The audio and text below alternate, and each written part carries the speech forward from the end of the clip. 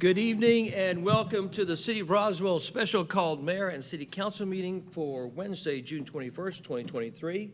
I'm Mayor Kurt Wilson. I'd like to acknowledge my colleagues and council members present. Councilmember Sarah Beeson, Councilmember Christine Hall, Councilmember Lee Hills, Councilmember William Wortland, Councilmember Michael Palermo, Councilmember Dr. Peter Vanstrom. I'll now turn over to our city administrator, Mr. Randy Knighton, to explain how the meetings run. Mr. Knighton. Yes, thank you, Mayor Wilson, and good evening, everyone. In accordance with Section Chapter 3.70 of the City Code, the City Council shall hold regular public meetings, and the mayor can call a special called mayor and council meeting as needed. The purpose of City Council meetings are for the public to participate and speak on agenda items which constitute formal decisions by the elected body. These items are listed on the published agenda, which are published on the city website, which can be accessed prior to the meeting. This is a public meeting, and some items do require a formal public hearing. A significant and important component of city council meetings are to hear directly from citizens on items listed on the agenda. Public comments or questions are essential for mayor and council to consider and to incorporate as they contemplate each decision. Citizens are at the top of the organizational chart, and therefore it is imperative that residents are heard from in mayor and council meetings. If you would like to speak on an item on the agenda, we ask that you fill out a comment card, which can be accessed at the back of the room and at the podium in order to ensure an accurate record of the meeting. We ask, of course, that everyone observe the principles of mutual respect and display the appropriate demeanor during the course of the meeting this evening, which should be and is reflective of this great community. The mayor is the presiding officer of the meeting and will ensure the orderly exchange of comments, questions, and discussion leading to decision-making by the elected body. We would also encourage everyone in attendance in the viewing audience to visit the city website for meetings, events, and departmental information. And we also encourage everyone to review and participate in the various activities and offerings in the city which promote community, physical activity, and leisure. And we would certainly also encourage everyone to access the Roswell 365 website, roswell365.com, which is a calendar of events throughout the city. We also encourage everyone to participate in all of the offerings of the city as we all make Roswell the #1 family community in America. And I would like to take this moment with the mayor's permission to acknowledge that the city of Roswell was just named one of the top 100 best places to live in America by Livability magazine, livability.com. They use an array of metrics and measurables to determine best cities in the United States of America, and Roswell is one of only 2 cities in the state of Georgia listed. They actually use over 100 metrics to analyze the operations, cultural offerings, amenities, attractions, and accomplishments in each city, and Roswell is proud to be named one of the top 100. Back to you, Mayor. Thank you, Mr. Knighton. Thanks for your introduction to the meeting, and thanks for sharing the comments about Roswell being in the top 100 livable cities in the United States. Thank you, sir.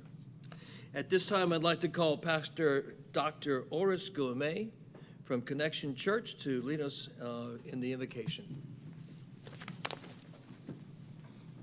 Would you please stand? Let's pray.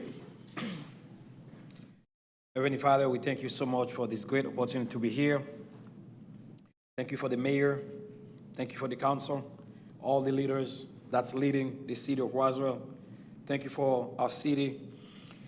We come before you, Lord, to thank you for all you have been doing in the city. Thank you for your good and gracious favor, which you bestow willing on people as we pray intercession.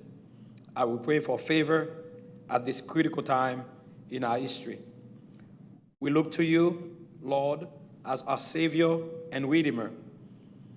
Give the mayor and councilors capable assistance, leadership, servant heart, to lead with passion, and to lead with justice and right, and to lead in the right path, that the people may know that you are God. And we pray you in Jesus' name, amen. Thank you, Dr. Orr. All right, thank you so much. I'm here to say thank you so much for inviting me at the council meeting and to make an announcement.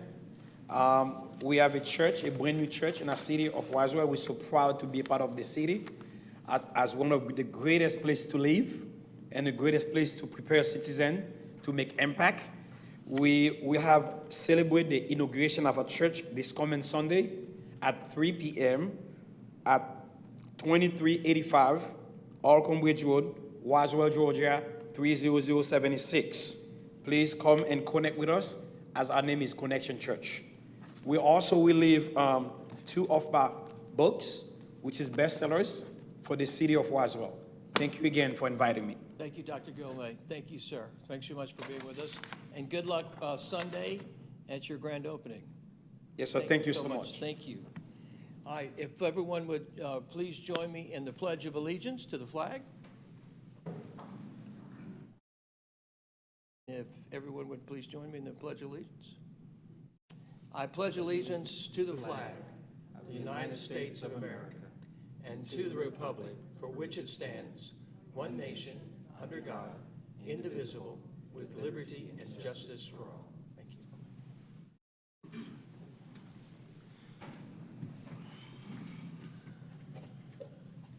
So before going to the agenda items, I'd like to pass it over to Councilmember Will Mortland. I believe he has some somber news to share with us.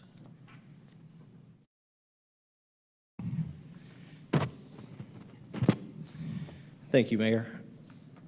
Recently, we lost one of our very near and dear friends, Fred Williams, from our Rec Commission, and so we have a little snippet here of all the accomplishments and contributions that he has provided to not only the Rec Commission, but the city of Roswell.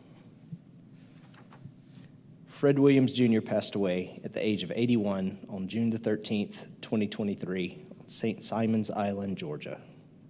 Fred graduated from Auburn University in 1967 and moved to Roswell, Georgia. Not long after he met his wife, Carol, started a family and made Roswell their home.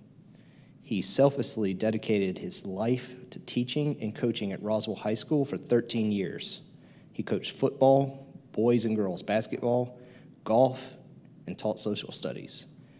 He was the girls' head basketball coach from 1975 to 1981 and won numerous state titles. We owe Fred a huge debt of gratitude to his service and contributions he made to Roswell High and the imprint he made on the student athletes he encountered over the years. For this, Fred was inducted into the second class of the Roswell High School Athletic Hall of Fame in 2014. After hanging up his coaching shoes in 1980, he started a business endeavor and opened Marietta Trophy and Engraving. He was the face of the awards in Cobb and Fulton County until he retired in 2017. Although Fred left teaching to launch a very successful career in business, he remained a loyal supporter and benefactor of Roswell High School, often behind the scenes. Over the years, he seldom missed a football or basketball game, which goes to show, once a coach, always a coach. In 1984, Fred was inducted into the Roswell Rotary Club, which introduced him to the Roswell community.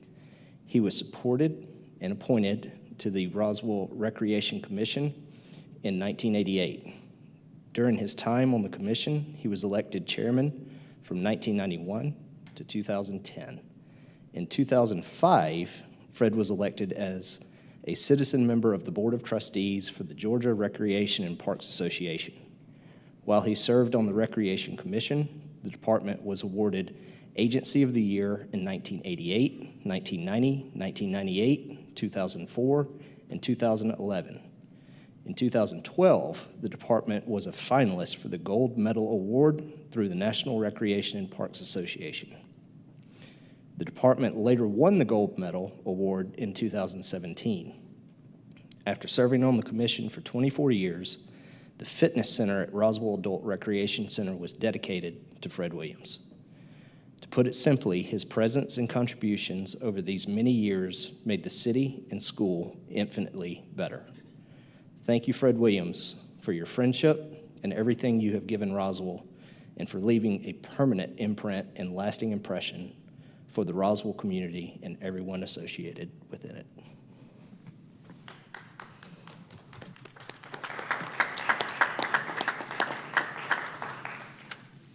Thanks, Will. Thank you for sharing that with us.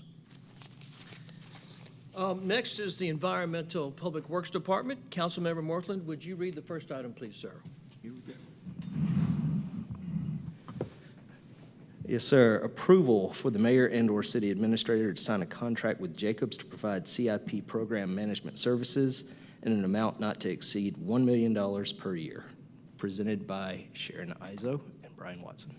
Real quick, I will be recusing myself from this discussion, as I did during committee. My firm is a subcontractor on a project that Jacobs is a part of the joint venture for, who is the prime. So I will be recusing myself for this and the following item. Thanks. Thank you, Councilmember Beeson. Thank you. Welcome, Sharon and Brian. Thank you, thank you. And I want to first start by acknowledging that I've asked Brian to join me here at the podium, and really what I want to do is point out to you how much effort has gone into getting to this point in launching the program management for our bonds, and Brian has spearheaded that effort in addition to his other duties as deputy, so he gets tons of credit for this, and I appreciate all the hard work he put into it. So as just a little bit of background, in November of 2022, residents of Roswell approved $179.6 million in general obligation bonds for the purpose of capital improvement projects in our parks, recreation, bike and pedestrian improvements, sidewalks, a new public safety headquarters, new fire stations, and a parking deck.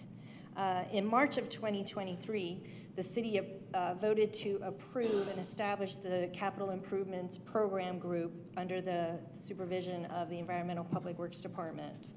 At that point, we issued, at the end of March, a request for qualifications into the marketplace for capital improvement project program support for the bonds in particular.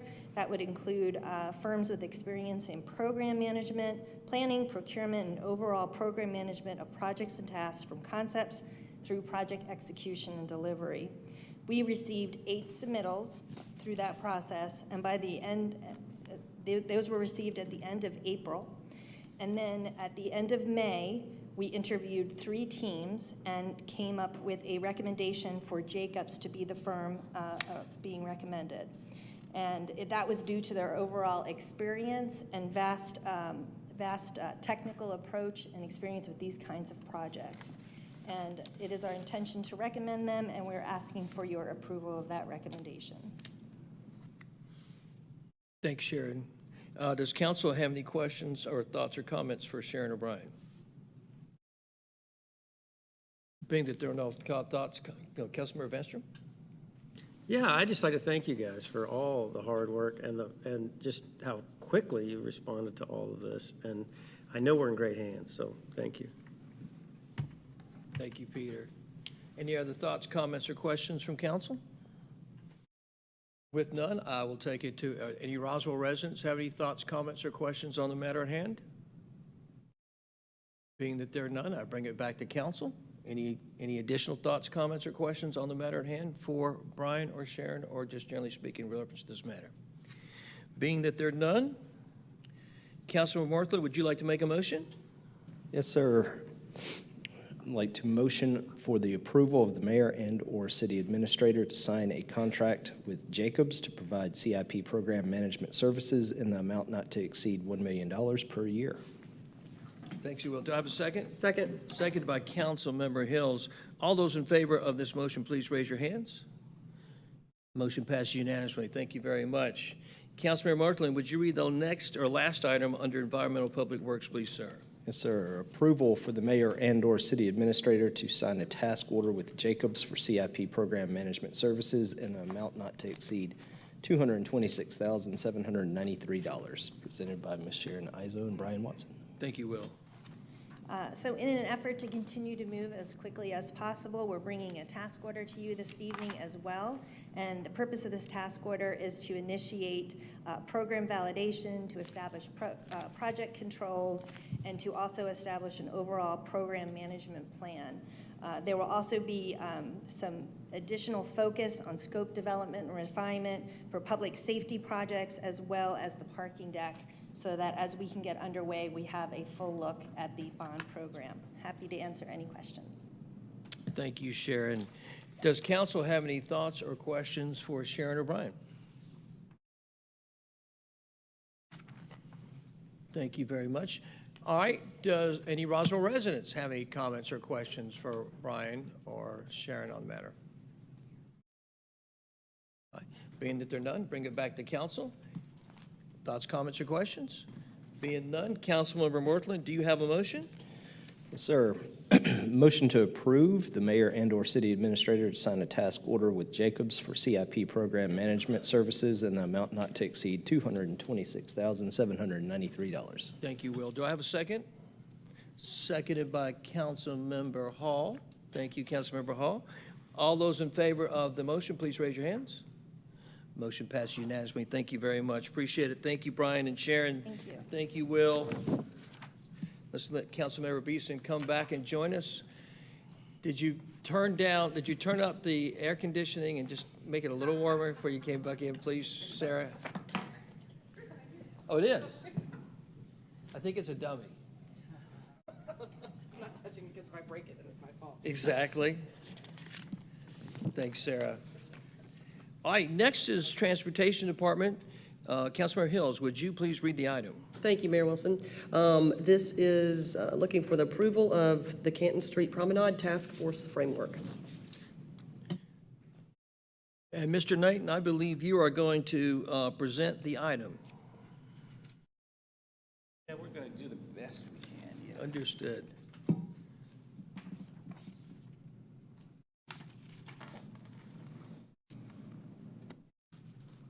Okay, I'll just start. Thank you, Mayor. It's by way of history, on June 13th, May 23rd, there was a committee meeting to create parameters of consideration of a task force for the Kent Street Promenade. On June 13th, the Administration, Finance, and Recreation Parks Committee recommended placing this item on tonight's agenda as a special called mayor and council meeting. The draft framework was in response to the potential opening of a pedestrian promenade, and the framework was to lay out the guidelines and criteria for task force member selection. The framework proposed that you have intends to provide the balance of composition, also seeks to provide the latitude for potential task force to have the pertinent information they need to make recommendations to mayor and council, and then also establishes the ultimate authority of mayor and council for this proposed task force. I'll run through some major items related to the draft Promenade Task Force as it is written right now. The proposed task force would be a select group of 7 Roswell business owners, operators, landowners, residents who are highly motivated, obviously, to serve the city in this regard. The task force membership as proposed would include 3 business owner, operators, and landowners with business within 1,000 feet of Canton Street, 2 residents living within 1/2 mile of the Canton Street area. Then 1 resident would be selected at large from within the city. And then 1 of these members of the task force would be both a business owner and a resident, a total of 7 task force members. The task force mission would be to maximize the benefits and mitigate negative impacts of a trial closure for a potential permanent pedestrian promenade. There are several proposed task force responsibilities as listed, as well as support from the relevant personnel from the staff And also, it does spell out the necessity of the task force operating in conjunction with open meetings and open records laws as prescribed by the state of Georgia. Also, as proposed, the task force would provide a general orientation, and then task force members would have to be approved by the mayor and council. As it's currently constructed, the task force would consist of a task force of 7 that would make recommendations back to mayor and council within 30 days of inception, and then the task force would terminate within 90 days. At the committee meeting, a previous committee meeting, there was consensus around several items, including around the task force construction of 7. There was also the consensus around the composition of the task force with the business owners, with the residents, and with the resident at large, as well as one business owner resident. Also, there was consensus around the mission statement, which I just read, to maximize the benefits and mitigate negative impacts of a trial closure for a potential permanent pedestrian promenade. And then there were items that were still were available for discussion with the mayor and council as follows. How is the task force chair selected? The potential approval of agendas for the task force, and then whether or not the recommendations provided to mayor and council should be within that 30-day window, and also the question of whether or not the task force should terminate its responsibilities within 90 days.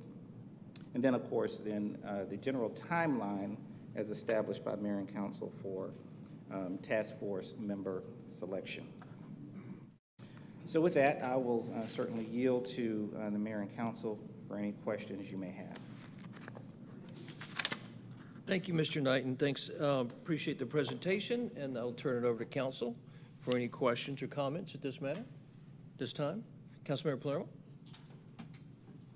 I just want to give one clarification. So Mr. Knight, and first of all, what you just read, I know you emailed to us today at 3 o'clock, which I appreciate. So thank you for doing that. I just want to, so I definitely agreed that there were 3. With you have 3 bullets that you just mentioned where there was clear consensus from the committee, and then 4 bullets that there was not consensus on. The 3rd bullet, which is, I just wanted to clarify, there's one word that I feel was added in there that was not.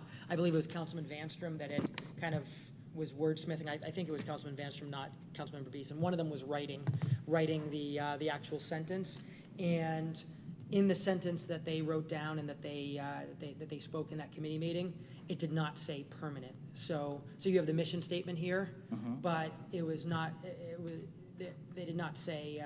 I did not hear them say permanent because I don't think there would have been consensus on that. But so I believe what he had said was, and I'm reading your email right here, would have been maximize the benefits and mitigate negative impacts of a trial closure for a potential pedestrian promenade.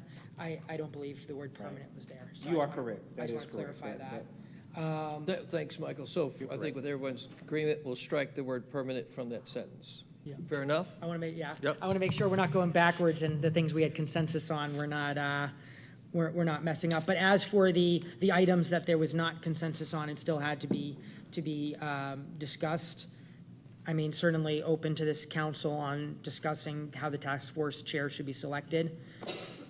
Approval of agendas, of course, I think from experience we've had with other boards, I think it's very important that there's a clear agenda, which is really just following that mission statement and focused on that mission statement. So it's an agenda that's from the mayor and council. And then as for the days provided, I know that's something where there was discussion. I think it's drafted 30 days, which I certainly support. I think there was some discussion of going up to 45 days, which, you know, I want to make sure we're really just coming up with what's the list if we ever do want to consider a trial period or not. You know, I don't want analysis paralysis. I mean, ultimately, I would think within 30 days there could be a clear list to be presented. But if this council prefers 45 days, you know, I certainly, I think that's all right as well. And then as for completion of task force responsibilities, so whether we're discussing 30 days or 45 days, I don't understand why it would be 90 days seems long, so I would think we'd shorten that to 60 days, because again, I think instead of just constantly kicking the can, we need to decide and need to figure out if the city would ever want to try doing a trial period of closing for some weekends or some weekend days or whatnot. But I don't think it's helpful to drag it out too much. And then as for timeline of task force member selection, I don't know, typically we don't put a time frame on that. I mean, it's when the mayor and council votes for it, but again, certainly flexible to what this mayor and council prefers on that as well. Thanks, Mike. And Christine, just one second, I want to come to you. Mr. Knighton, we talked, then we discussed the matter, and I think we had some discussion. Was it going to, I don't know if it's part of the presentation, and kind of related to what Mike just said, which is how the application process might take place. I think that probably needs to be discussed, because that's kind of related to that, but I think that needs to be, the application process itself. That was an outstanding item to be determined by mayor and council. Yes, sir. Thanks very much. Thank you, sir. Councilmember Hall. Thank you. And as far as, I'm not sure exactly where this falls, but the task force is being formed to address the items that the business owners and residents had communicated. They were written down on a white pad by Jamie Gazzetti during a couple of the meetings. So we do have the list of items that need to be addressed. I just want to make sure those are incorporated in the task force, because that's what they're being brought forward to do, to address those items. Thank you, Christine. Yes, ma'am. Councilmember Beeson. Some of the preliminary feedback that I provided with the mayor and some of the council members, as well as some of our higher level staff, which I think is what you're referencing, is I would prefer this to be an open application process, where the same way that we receive applications through our city website, and it's mentioned on social media so people know the applications are open, to be able to receive applicants for these appointments, as opposed to it being it's about who you know on mayor and council, instead of opening it up to the public, and people would therefore have to, the way I envision it is possibly with community relations, having a drop down for, do you meet the needs of being a resident within half a mile? Do you meet the needs of being someone who owns or operates a business within 1,000 feet of Canton Street within that target area? Or if you would prefer to be someone who's serving at large.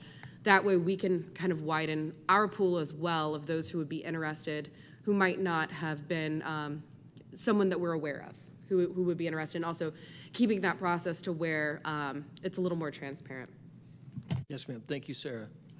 Councilmember Hill.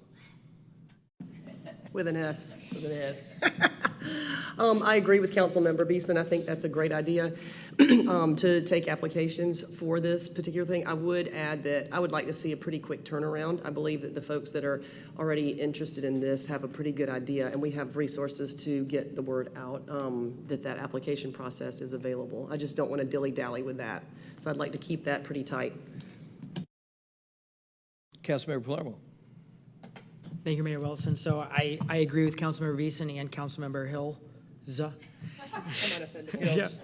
Yeah. So just throwing out a suggestion here. So today is Wednesday, the 21st. Mike, we got an idea for you. Can we throw it out at you before you solutioneer? Forgive Okay. me. So what we have discussed with Mr. Knighton is the possibility of, Mr. Knighton says he can have an application tomorrow, ready to go. I did not know that, but I'm happy to hear that because that was going to be a part of my An suggestion. application tomorrow, ready to go, for all applicable people that would apply. And that would stay open until midnight Friday, June 30th. So starts Thursday, June 22nd. We go to Friday, June 30th, midnight. Applications would come in, right? So there's a 8-day process. And then would close at midnight, the night of the 30th. And then you'd have from the July 1st, Saturday, of course, that's the 4th weekend, until Monday week, July the 10th, city council meeting.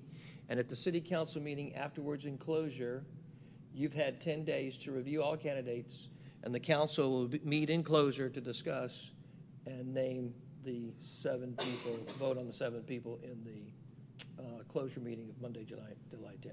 That's a proposal. So with that proposal, I think there's some great stuff in there. I'd prefer it closing Sunday the 2nd instead of Friday the 30th for those residents or business owners that might want to procrastinate and get that extra weekend in. But I don't think that's a major difference. So overall, I think that time frame makes sense. And with it, because just as Councilmember Beeson mentioned and Councilmember Hills supported, I think the more interest we hear, I think the better, and just making sure that it's a truly open process that is clearly advertised in the city and advertised on social media. And because frankly, I think what we've certainly heard is we've certainly heard from a few people that were very much for it and actively publicly saying they want to see this. We've certainly heard from many people that are against it and do not want to see a trial closure on any weekends or anything like that. So that's certainly been clear. This council has certainly heard and obviously needs to be taken seriously and taken into account. And at the same time, as we have this task force for if the city is ever going to consider a temporary trial period of some weekends or some weekend days or whatnot, that I think it'd be helpful for the task force of making sure that we are just extending the reach within the city and making sure it's made up of just individuals that frankly have not had the time or the reach or the connections at City Hall to be sharing that they are strongly for this occurring or strongly against this occurring, and instead just knowing that the task force is going to certainly hear from many and really walk through all the different concerns and if there are ways to mitigate them or not. But I think that definitely just adds to the helpfulness of making sure that this is a properly advertised application process. Thank you, Mike. Councilor Vanstrom? Yeah, no, sir? All right, so Sarah, Will, Christine, Lee, Mike, and Peter. I want to offer a couple ideas for your consideration. One is how the task force chair is selected. What I'd like to offer on the table is the chair is selected by the task force itself and elected by the task force itself. So I'd like to offer that up. The approval of agendas, I think, should be in conjunction with a weekly meeting with the city administrator and the COO. And so I would suggest that the agendas be worked out between the city staff and the task force. Recommendations provided to mayor and council. I've heard a couple of dates, so I'm going to offer up, is 45 days acceptable? I'm going to throw that out there and see if there's a consideration there if we make that work. The completion of the task force responsibilities, the current draft 90 days, leave that where that is, I think, unless you want to change those dates. The general timeline of the task force member selection. Mike, I think you're suggesting you want to run it through Sunday, July 2nd instead of Friday, June 30th.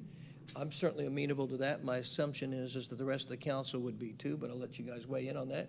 So that beginning tomorrow, an application process through Mr. Knighton and the city would begin for applications to be a member of the task force. On there would be the criteria and the mission of the task force, and we would take applications between tomorrow, Thursday, June 22nd, and Sunday, midnight, July 2nd.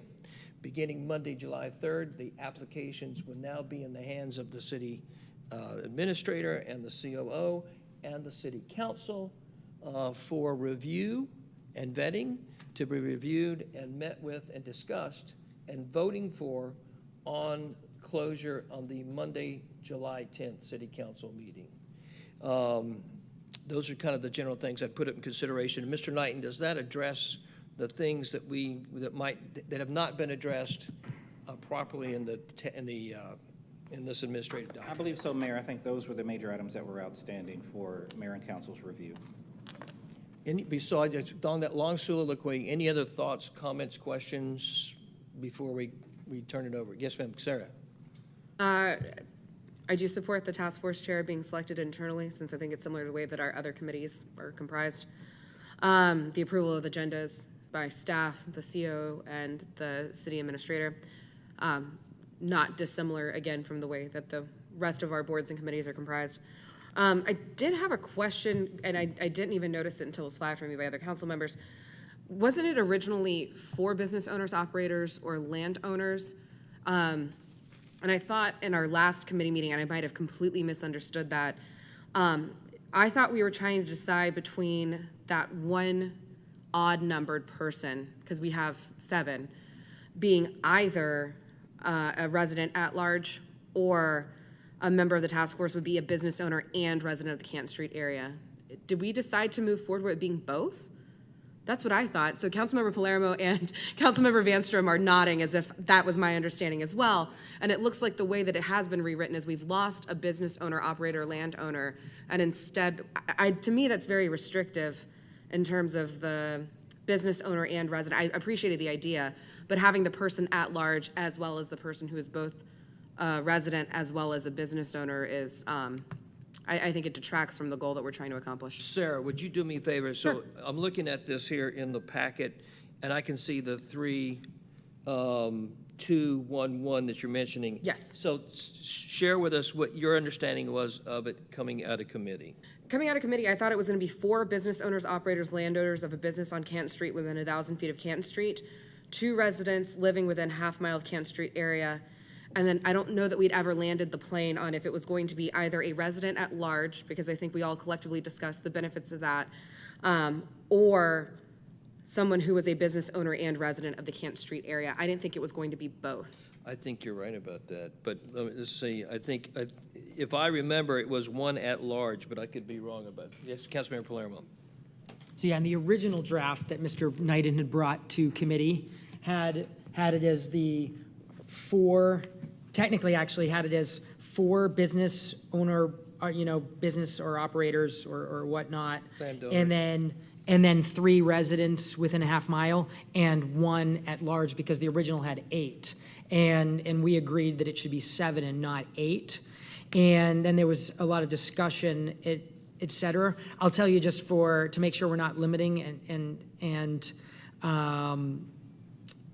I think it makes sense to have 4 that are representing either a business or an operator or a landowner, and 3 that are representing residents. I certainly like the idea of, there's always the chance for that person that represents a resident to have a business and vice versa. Exactly. The person that has a business can certainly be a resident, but to avoid making it too complex, I lean towards thinking perhaps 4 business operator, landowner, and 3 residents. I just heard Sarah, tell me, I just heard Sarah, what we said was 4, 2, and 1. Is that what it was? Yeah.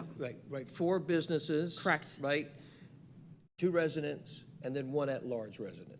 Right. That's what That was what I think Yes. we had Yeah, yeah. originally discussed, and then we had thrown out the option of having that last person. Do we want someone at large? Because I think Councilmember Palermo said, do they have a lot of skin in the game? Is it really their backyard? Yeah. He had said maybe someone who has a lot of skin in the game, which they have both a residence as well as a business there. But I didn't think it was an and situation. I think it was an either or. I agree. Okay. Okay. Any other thoughts on that? Thanks, Sarah, for bringing that up. Very good. If there's no other thoughts, comments, or questions on where we are now, I'm going to take it to Roswell residents to weigh in on this matter. So at this time, if there are any Roswell residents who would like to address this particular matter at hand or anything that we've spoken about, please feel free to come up. Please make sure to share us with who you are and where you live. And we look forward to, and 5 minutes, and we look forward to any comments from our friends. Yes, ma'am. Welcome.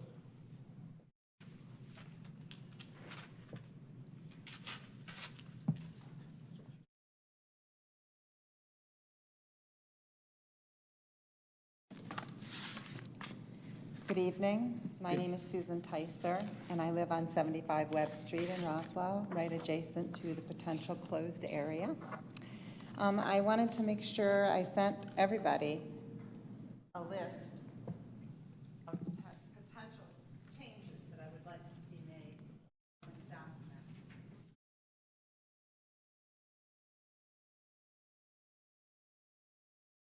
That's all right. I'll share it with Randy. And David.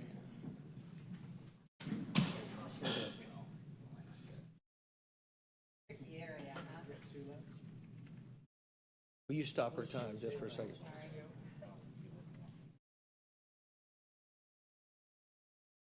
Thank you, sir. Unfortunately, the residents weren't allowed to speak at the last committee meeting, so we didn't really get to weigh in on any of the issues that you've discussed. One of the major changes that I would like to see made is, instead of honing in on the South Canton Street area, I would like to see it enlarged to be a Canton Street promenade in historic downtown Roswell, because there's other areas in historic downtown Roswell where this promenade may be better suited to. In addition, the document that you gave us indicates that you want this to be a successful, that you're pushing it to be successful. The reason why you have a task force is to look at the possibility of something. And where there is a possibility of something, there's also the possibility that it won't happen. So I really think that that needs to be taken into consideration, that the promenade may work and the promenade may not work. The vision statement that you have, being the #1 family community in America, requires much more than just a promenade. I think the vision statement needs to hone in on what the promenade itself is going to be. What kind of a vision do you see for the promenade to be in part of the city? Not that it's going to make Roswell the #1 family community, because a promenade in and of itself would not do that. The one major thing that I really don't like in this document is, during the mitigate the negative impacts of a trial closure, nowhere in that statement does it indicate the problems that have to be overcome. And thank you, Christine, for mentioning that there is a long list of problems that we came up with, the business owners and the residents, at the past meetings. And some of those involve safety, parking, traffic, and loss of business. I think in this task force mission statement, the mission itself needs to indicate some of those problems, because those are the areas that have to be overcome in order for the promenade to be successful. The 30-day time frame, which now I guess is going to be a 45-day time frame, is not adequate. I mean, it's not adequate to address any issues to do with traffic. It's definitely not adequate to address issues in regards to the traffic in the area. At least one, if not several, traffic studies need to be done during a closure of either the Canton Street area or wherever it is that you're going to put a promenade, in order to really take a hard look of whether this is going to be successful or not. You can't just say, you know, you guys go off and talk on your own, come back with answers in 30 days. That's not how it works. There needs to be input from people outside of City Hall, people outside that have information that the task force will need, and we need to get in touch with those people. I agree with you that the task force chairs do need to be elected by the task force, and I disagree that for any reason, mayor and council can decide to get rid of one of the task force members. I think that's an awful thing to say. If you elect somebody to the task force, they're willing and able to serve. You shouldn't just be able to say, I'm sorry, you're excused. That's not acceptable. If there is a real reason for it, that person is, you know, in some way incapacitated and can't serve, then, you know, excuse that person. But for the mayor and council to be able to just excuse anyone on the task force is not acceptable. And that, in large part, are my comments. Also, I want to let you know that I personally feel that if you're thinking about this on South Canton Street, that you really shouldn't even have a task force until the parking lot, the parking deck, is fully built. Thank you. Thank you. Thank you, Susan.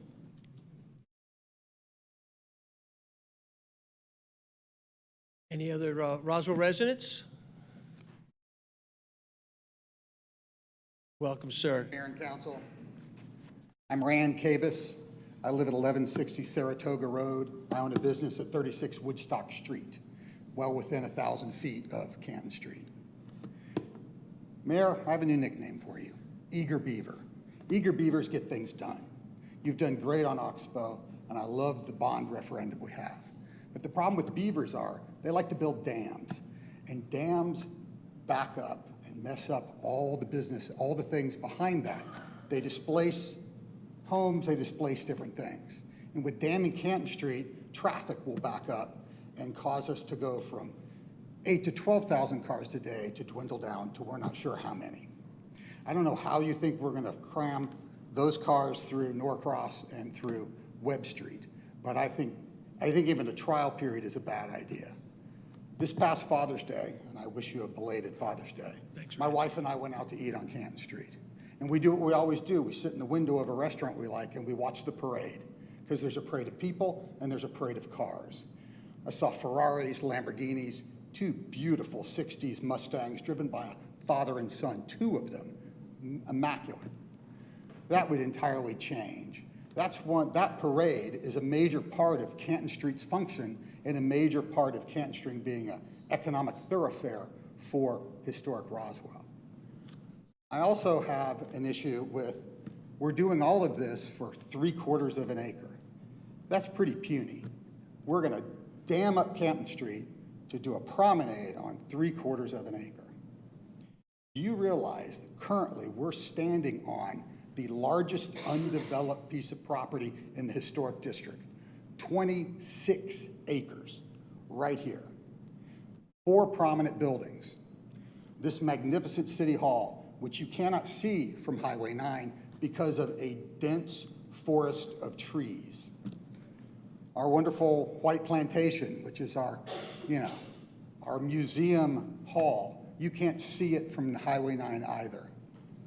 In between that is 8 to 6 acres, which would be perfect for a beautiful promenade, a city green, an amphitheater, a place for wine festivals, beer festivals, to have our food trucks, to have a farmer's market. That would fit perfectly. My other idea is behind Smith Plantation is 2.5 acres. It's a 20-foot elevation difference from Highway 9 down to the library. You could slide a 3-story parking garage in there and it wouldn't disrupt a thing. I've heard through a little bird that we're thinking about putting the parking garage where the old fire hall is. Any first-year urban planning student would tell you that's a bad idea. You don't want parking garage within your pedestrian area. You want them on the edges of your pedestrian area. This property would be on the edge. If you turn City Hall campus into Roswell's Central Park, it would be an attraction for all Roswell residents and our visitors that come to visit us. I believe that if that happened, you would open up development on Ellis Street, Hill Street, and all the way up through to the post new project.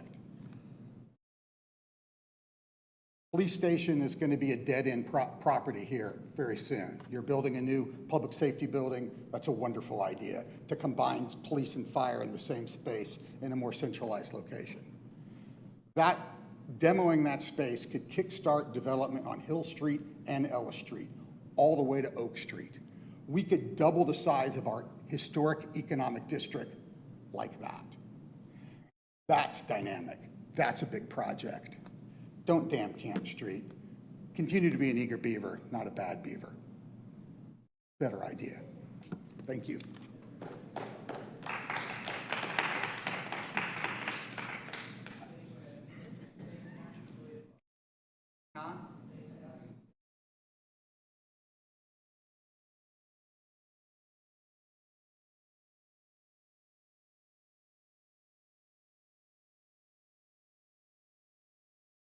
Janet Russell, Roswell resident.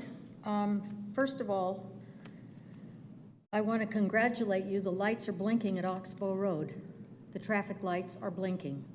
Did you know that? It's been 42 months, over 1,200 days since that road was closed. And no one in this room has addressed the impact of that closure on the entire traffic pattern in that corridor, and I live in it. I live it every day. So I want to say thank you for getting the traffic lights blinking, except that 42 months ago, that's all we needed was traffic lights. We never needed that road. We never had a task force like we're having for the temporary closure of Canton Street. We never had a public discussion meeting. We never had anything to do with that huge project, which has tripled in cost to over $15 million. So that said, I'm here really because I think the idea of a temporary promenade is a good one. But what I'm really concerned about is the process today and the last few weeks. I understand that the merchants are concerned about the impact on their businesses, but I think they lack a universal vision. That's my opinion as a person whose office used to be where one of those restaurants is now in the 80s. It was a travel agency. It was never built to be a restaurant. It was never really easily accessible even then, before it was all restaurants. I'm concerned that in November of 2022, the Roswell Farmers Market approached the city about using the Canton Street area on a Saturday morning from 8 a.m. to noon, much like they do downtown Alpharetta, for the farmers market, because they're kind of stuck up at the Presbyterian Church. And the city went directly to the merchants of Canton Street, who had 100% veto power. They didn't ask for they didn't ask for public discussions. They didn't ask for a task force. They didn't ask for council votes. They just said, hell no, we don't want it. And the city acquiesced to their desire. I don't like that. What's good for one is good for all decisions. And if they're going to demand all of these things to make their wishes reality, then the process should have been the same for everybody. I know they're not going to like it, but that's okay. I really don't care. What I see is a group of people who want privilege and entitlement. When the sinkhole happened, and God knows that was, horrible, wasn't it? Someone was stuck in traffic for 20 minutes. The good news was she lived to tell about it. And maybe she'll write a memoir. 20 minutes stuck in traffic, wow. They did not call a private contractor to fix that sinkhole. They called the city. Why? Because it's a public street. To date, and I did all the ORRs and due diligence, we have spent close to $10 million, 2023 dollars, on a half a mile of road. That only benefited the people who have owned businesses or properties on that road. I was one of them back in the 80s. We said, sure. 24 restaurants out of 264 have gotten 100% of the attention of this city, and I, as a taxpayer and resident, don't like privilege and entitlement for one group of people over another. You know who I am. You know what I stand for. Privilege and entitlement doesn't belong here. This whole task force thing, 90 days, great. That's kicking the can down the road. The whole point was to do it for 16 days in the summer. Today's summer solstice, longest day of the year, the official beginning of summer. 90 days from now, it'll all be over. Be late September. Canton Street's a public street. I don't like that. The only thing I see basically from this whole hullabaloo is, the only question I ask is, did they threaten to hold their breath until they got their way? Like little kids do. I'm gonna hold my breath until you tell me, let me do what I want, Mommy. Or did they throw themselves on the floor at the grocery store and pound their feet and hands till they got the candy instead of the vegetables? That's what I see this like. I don't like entitlement and privilege. And I have a whole other theory of why they don't want this, but I won't talk about that presently. I have not met one private citizen that didn't think the temporary closure for a promenade to kind of create what Alpharetta has without pouring one bag of asphalt wasn't a great idea.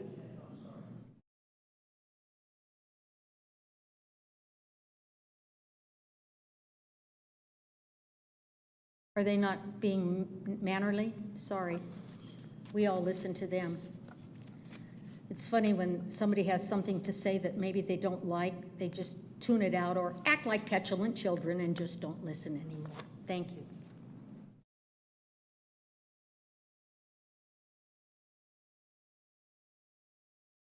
Mayor, can you turn on your mic?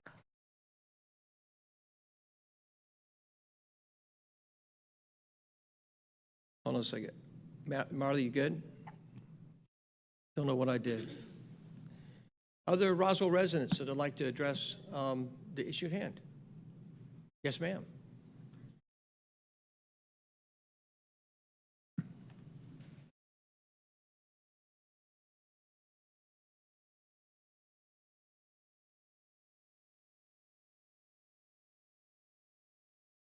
Judy Rayford. I live on Sloan Street, and I have property on Canton Street and a business on Canton Street. Welcome. What's the criteria? Am I allowed to ask questions and get them answered tonight? You can ask questions, but this 5 minutes is your time, so ask the questions may be rhetorical. All right. I want to ask a question. What is the criteria for the task force? Are they going to be shown a plan that's going to be used to close off Canton Street? Are you going to use the plan that Jim Van Epps designed? Can I ask that question of any of you? I mean, I'll do my best to answer it for the group. The mission of the task force is to simply say there is a challenge, right? Can a Canton Street promenade be closed on a temporary basis? Can you solve that equation? Open-ended, though. I'm sorry? Open-ended. You're not giving. That's correct. A plan that they have to look at? Again, it's a task force to come up with solutions to the questions. Okay. I don't think that's a good answer, but I guess I'll have to accept that. I do want to say that you've put, your mission is to have the best city. Yet we've been told tonight that we've already gotten, the city of Roswell has already gotten yet another award for being a best city. I don't know what your criteria is for a best city, but please don't make Canton Street pay for it. We've worked really hard to have businesses and property on Canton Street. We've got millions involved. And I know that you're saying that you know better than we do as business owners, but we're the ones that have put our lives on the line, our money on the line, and we put our sweat into those businesses to keep them going. And you tell us that we don't know what we're doing, that we have no clue how to run these businesses that we are running very successfully. Y'all are getting a lot of tax money off of us. And you're telling us that we don't know what we're doing when we tell you that we have got the figures of how much we lose every time the city closes off Canton Street. That's it. Thanks. Thank you, ma'am. Thank you. Other Roswell residents that would like to address the matter at hand? Yes, sir.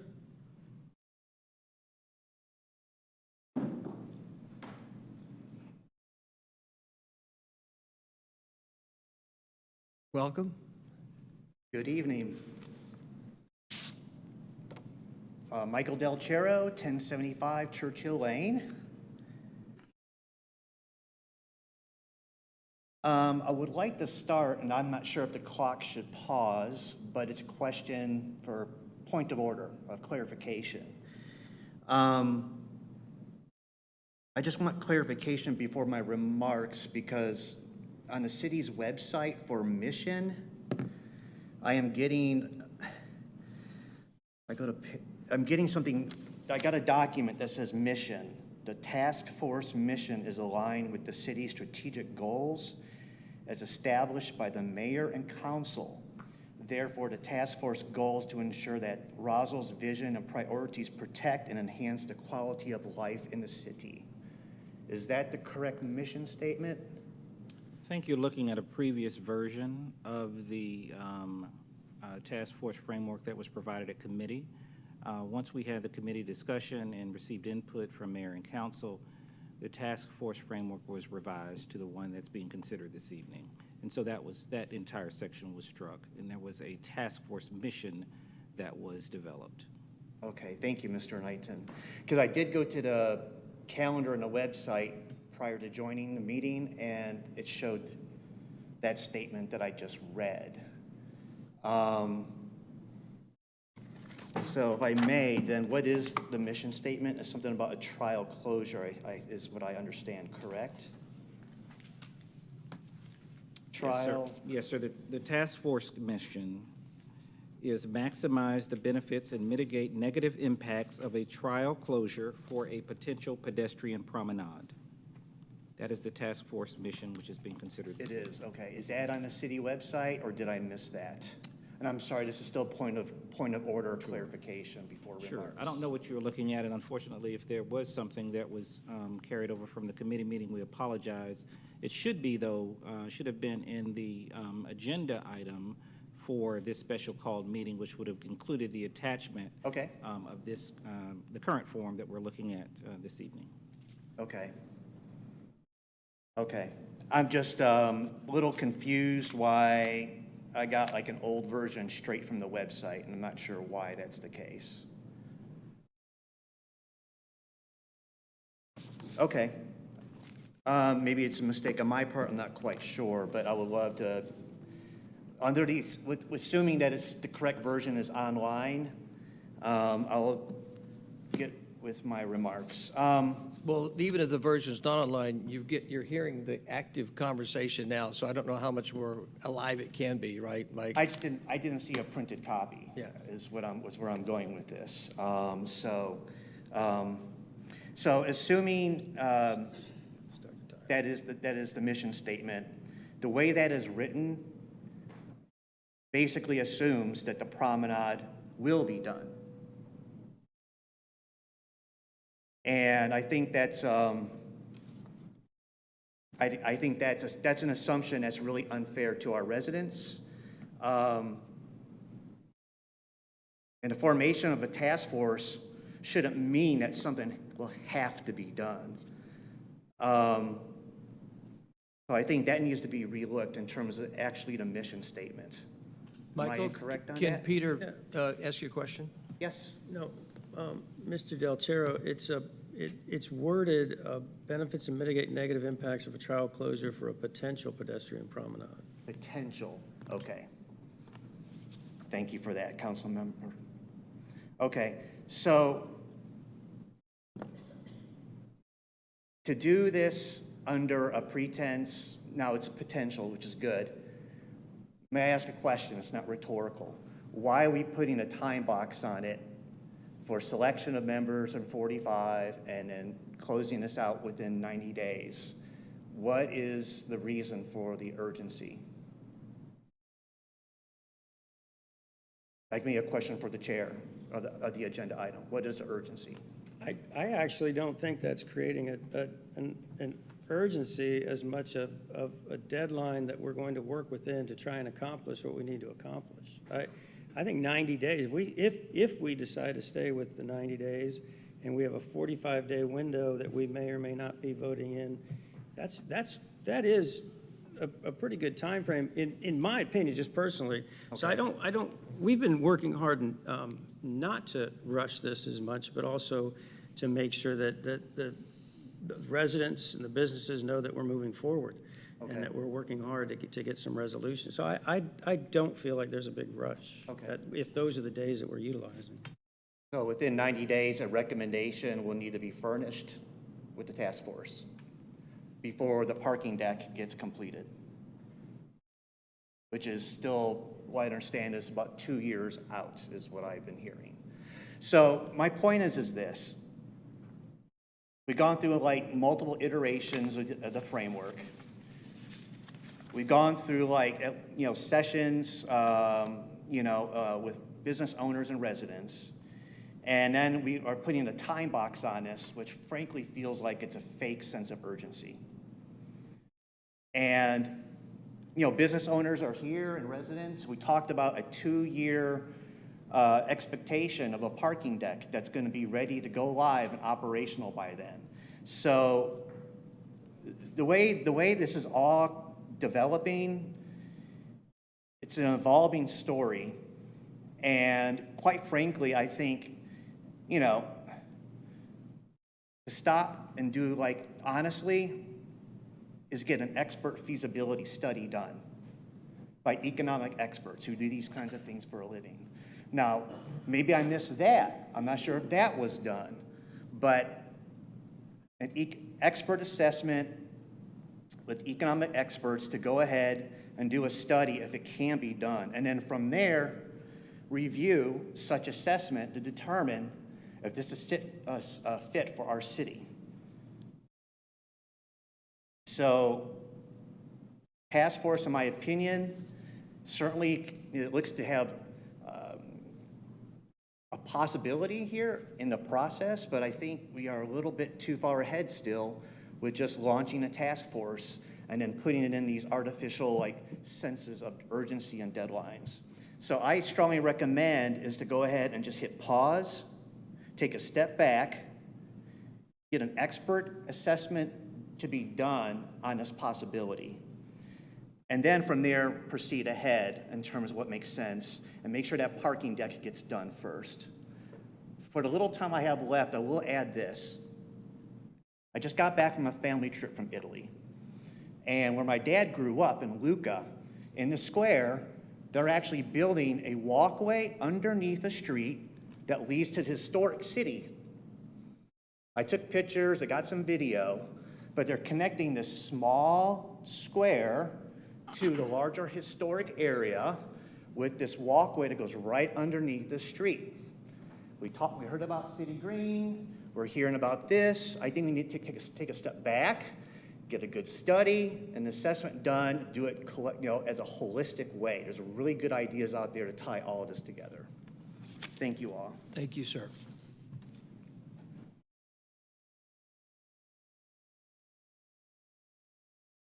Are there other Roswell residents that would like to address the matter?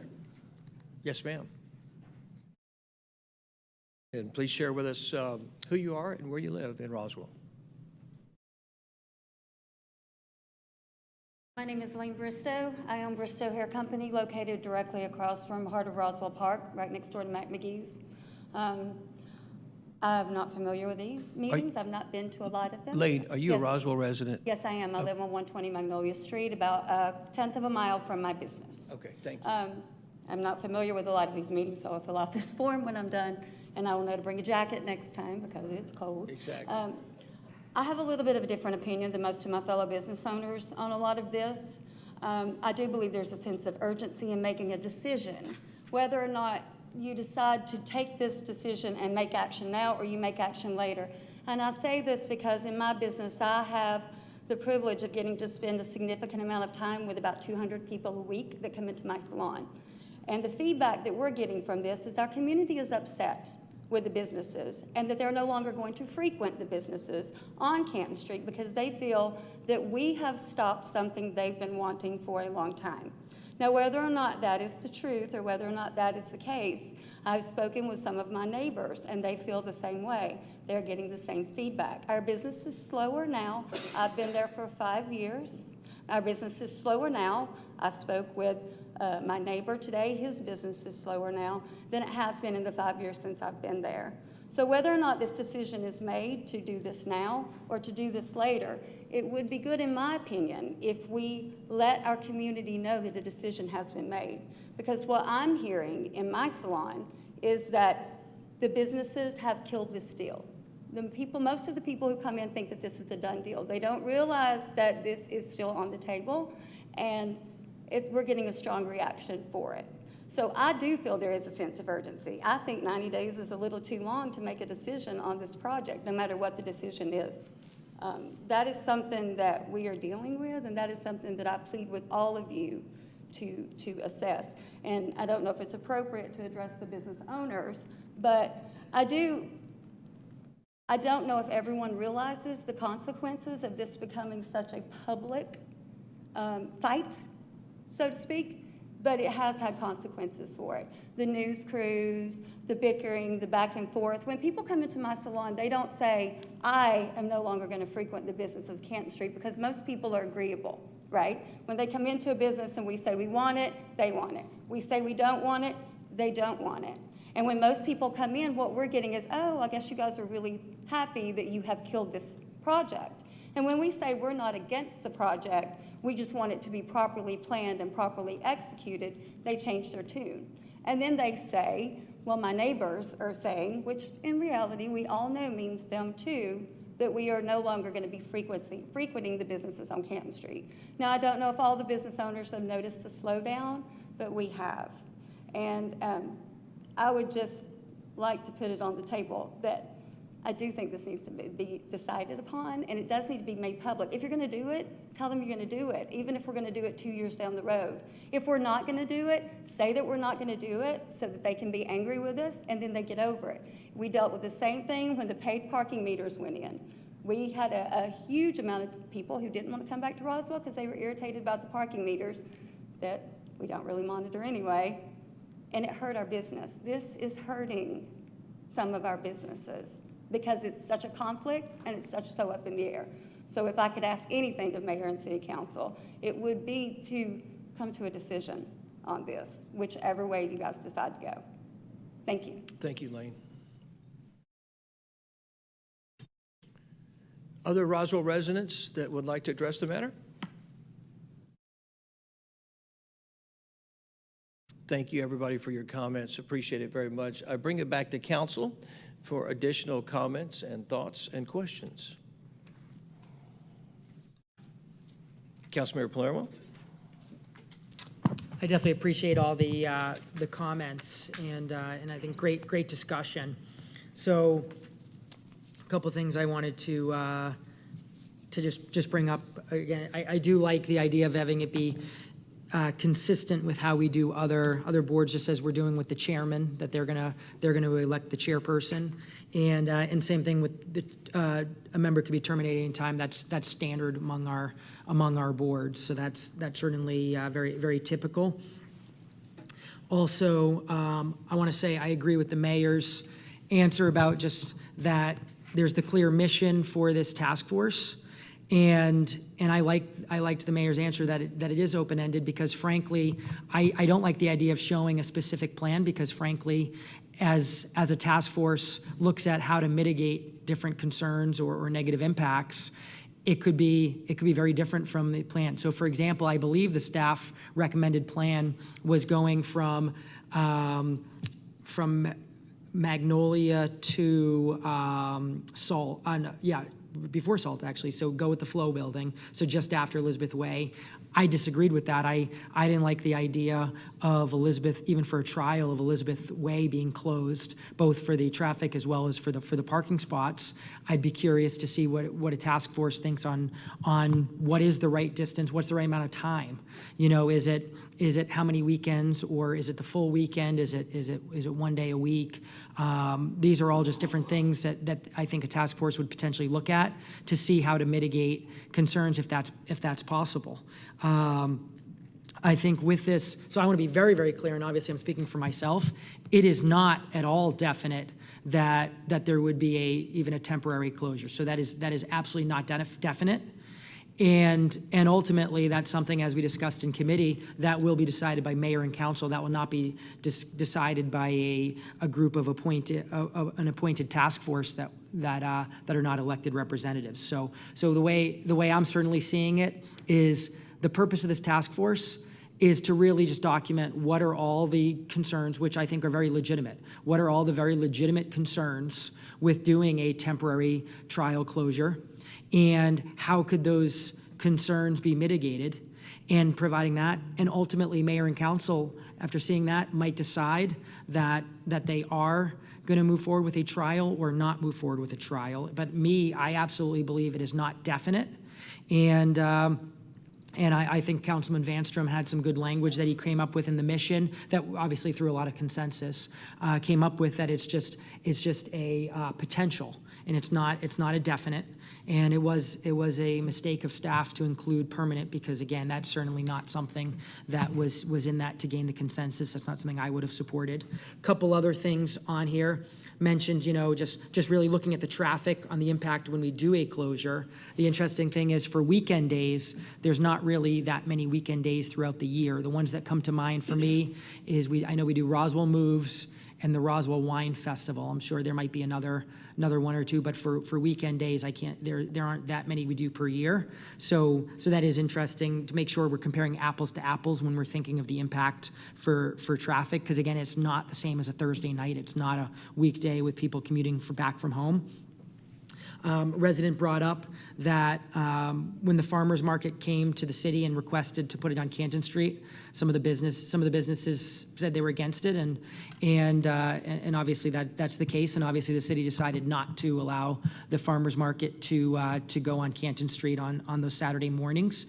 In reality, perhaps it would have made sense to have a task force to look at it just like this and understand what all the concerns are and if those concerns could be mitigated for the Saturday mornings that they requested. So we didn't do a task force then. We just accepted the veto of some of the business on Cannon Street. I am glad that we're having a collaborative situation here, and that there will be a task force looking at the different concerns raised by the businesses. And then just lastly, what I'll mention too is and actually the last speaker brought up exactly what I was thinking is, so I heard of the whether it's 45 days or whatever that time period is, feels too quick. I think whether you are fully for the idea of doing a temporary closure or you are fully against doing a temporary closure on weekends, either way, I think it's unfair to have this be lingering for too long. I think ultimately it is completely fair that we have a task force that looks at this quickly and looks at all the different concerns, looks at ways to potentially mitigate those concerns, and that's presented to council, because I think it's not fair for the businesses that are opposed to this to be thinking that for another 6 months or a year or however long they have to be showing up and protesting against this, and vice versa for some of the many residents that we've heard from that are interested in having a trial. It's not fair for them just to see the can kicked and thinking for years. I think ultimately that we do owe the community some closure on this one way or another. And definitely some more comments that were made by a resident and business owner to the mayor, that I think there certainly is the eagerness. I appreciate the comments from the community that they're glad to see that Oxbow has finally been making some progress compared to how it was a few years ago. And frankly, the fact that I think this mayor and this council is very bold to be even having discussions like this and many other things to see whether or not it's a good idea or a bad idea, but there's certainly the boldness, and I think that boldness has been appreciated, not for this specific item necessarily, but just in general. And for example, we've heard a couple people bring up the parking deck. I've served with 3 mayors. I've served with probably at least a dozen council members, and of all those that I've served with 1 mayor and 4 council members out of that over a dozen that decided, you know what, we're going to move forward with parking deck. We're going to leave that up to the residents. We're going to bring that to a bond. It's been discussed, I believe, for over 30 years, saying we need more parking. And I see someone who's been here, frankly, a lot longer than me, that's experienced and been a great vocal advocate for the need for parking. And no mayor, no council members, no council has ever been willing to do anything until this mayor and council decided last year, you know what, there's been enough talk about it. Let's bring some closure to it. Let's let the residents decide. Let's let the voters decide. And in that bond, they did decide they wanted to move forward with that parking deck last year. And this mayor and council is moving fast with that. I think we made some good progress in the committee meeting. I think we've made some more progress tonight, and I'm really excited to see what basically how a task force will look at that list of concerns and how they'd be mitigated, and ultimately we'll have a public meeting to discuss that presentation, and ultimately a public vote with public comment on how mayor and council decides to move forward in the future, if they even choose to decide to ever do a trial period or not. Thank you, Councilmember Palermo. Thanks, Mike. Councilmember Hills. Thank you, Mayor. I'd also like to speak to the timeline on this, and I echo much of what my colleague, Councilmember Palermo, has said, but one of the many reasons I didn't have one item or one issue upon which I ran for this seat, but one of the things was timelines and why things just drug on and on and on in the city. having worked in different areas and in my life, but a lot of my life was in food and beverage, catering, not restaurant, so I don't claim to be an expert in the restaurant business. But there really isn't a whole lot of time with food and beverage service. You need to capitalize on your season. You all know what to do. And I'm speaking directly to food and beverage purveyors, but I am a big proponent of getting this done in 30 days. If there's a day or two extension or something in there, I think that would be certainly within reason if there's a hang-up or something that needs clarification. But I think that would be really unfair for us to stretch that along like that's been so customary in previous administrations. I've already had, what is this, 30, 40 days that we've been talking about this now. I have had some fantastic conversations. Some that oppose my view have been very, very good. A couple of you are sitting right here tonight, and I appreciate that. And it doesn't fall on deaf ears. It really doesn't. I have not made any secret. I think this would be a great opportunity for our city. We're not voting on yes or no tonight, but I'm telling you where I am because I'm going to stand on that. But I will absolutely listen. As far as what's to come, I think within the next 30 days, we could absolutely get clarity on what we want to do and then execute as much. I would also share that when I was at the tree lighting, which I think was what you were about to say, but was that a weekend night, the tree lighting? Friday night. So weekendish leading into it.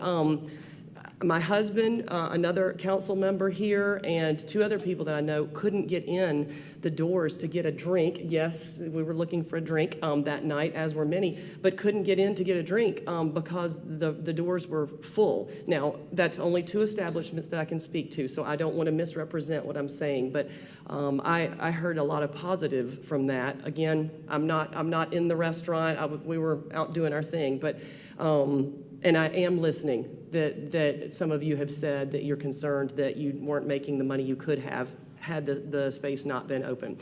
Finally, this past weekend, I was in Spartanburg, South Carolina, and accidentally fell into their pedestrian and restaurant-only promenade. It was exquisite. I have about 20 pictures on my phone, if anybody would like to see those after. There were probably 12 restaurants. It was only on one side of the street, a nice narrow park, not nearly as big as Heart of Roswell.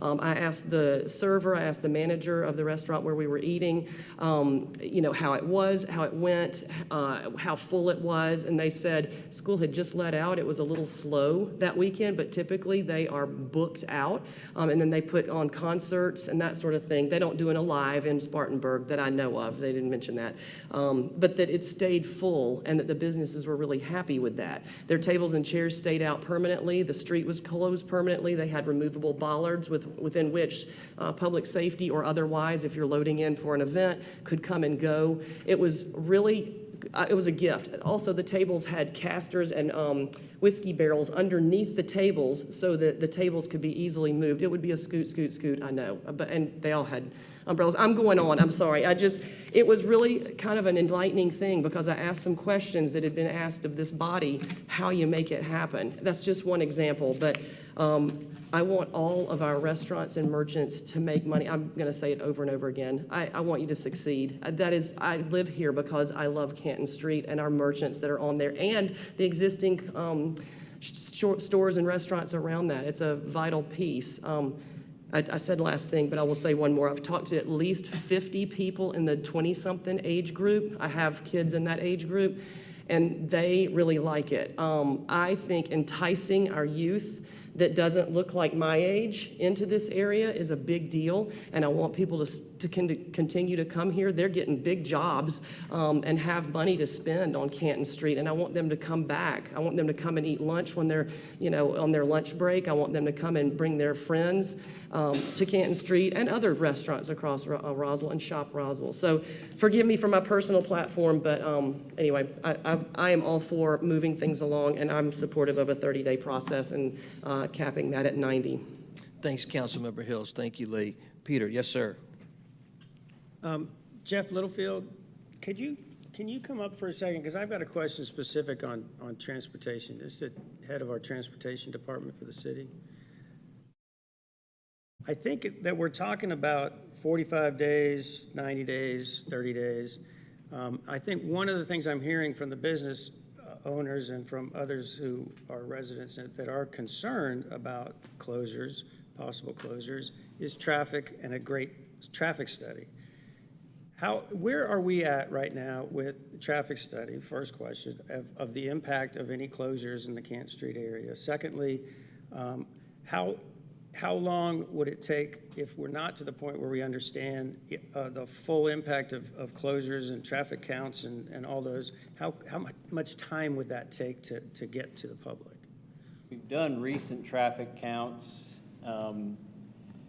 about a month ago on the weekend for if it was a weekend closure. We have existing traffic counts for just ADT, regular traffic that flows through on an average daily basis. We're working with GDOT right now to get a permissive left turn lane on Norcross. So right now it's not able to function the way a typical left turn lane would, because typically during the busy portion of the day, one car can get through to make a left turn going north on 9 on the Norcross. So we're working to get that passed through GDOT. It's a process. We'll find out more in about a week and a half. We have a meeting with GDOT, and that's one of the items that we'll be discussing. Okay, when we say traffic impact, it's also not just traffic count, but I would imagine the offload of traffic to minor arterials and also to Highway 9 and the impact on that traffic flow on those streets. Traffic patterns, you do synchro analysis for several intersections. So we've done that or we haven't done that? We have not done it for all intersections, no. Okay, so how long do you think that would take? And don't rush, please, just. If we can do it in-house, I would say within probably 90 days or so if we started today. We would need direction on which intersections we would want studied, which ones we would want to do traffic analysis on. We need to make sure that we have accurate traffic counts. So if we need to gather more traffic counts, right now school's not in, so traffic patterns are a little different. Typically, we'd wait till school was in session to do traffic counts, but we do have historical traffic counts throughout the area. Peter, yes, sir. I had one more, and thank you very much. Was it a question for Yes, Jeff? for a follow-up Okay, question well, I'll for let you. it be a follow-up. Really quick, I guess. Help me understand, so even on weekends, when school's in session, if it's during the school year, the weekend is different from a traffic count standpoint? That weekend school season is probably similar. Summer might even be a little busier on the weekend.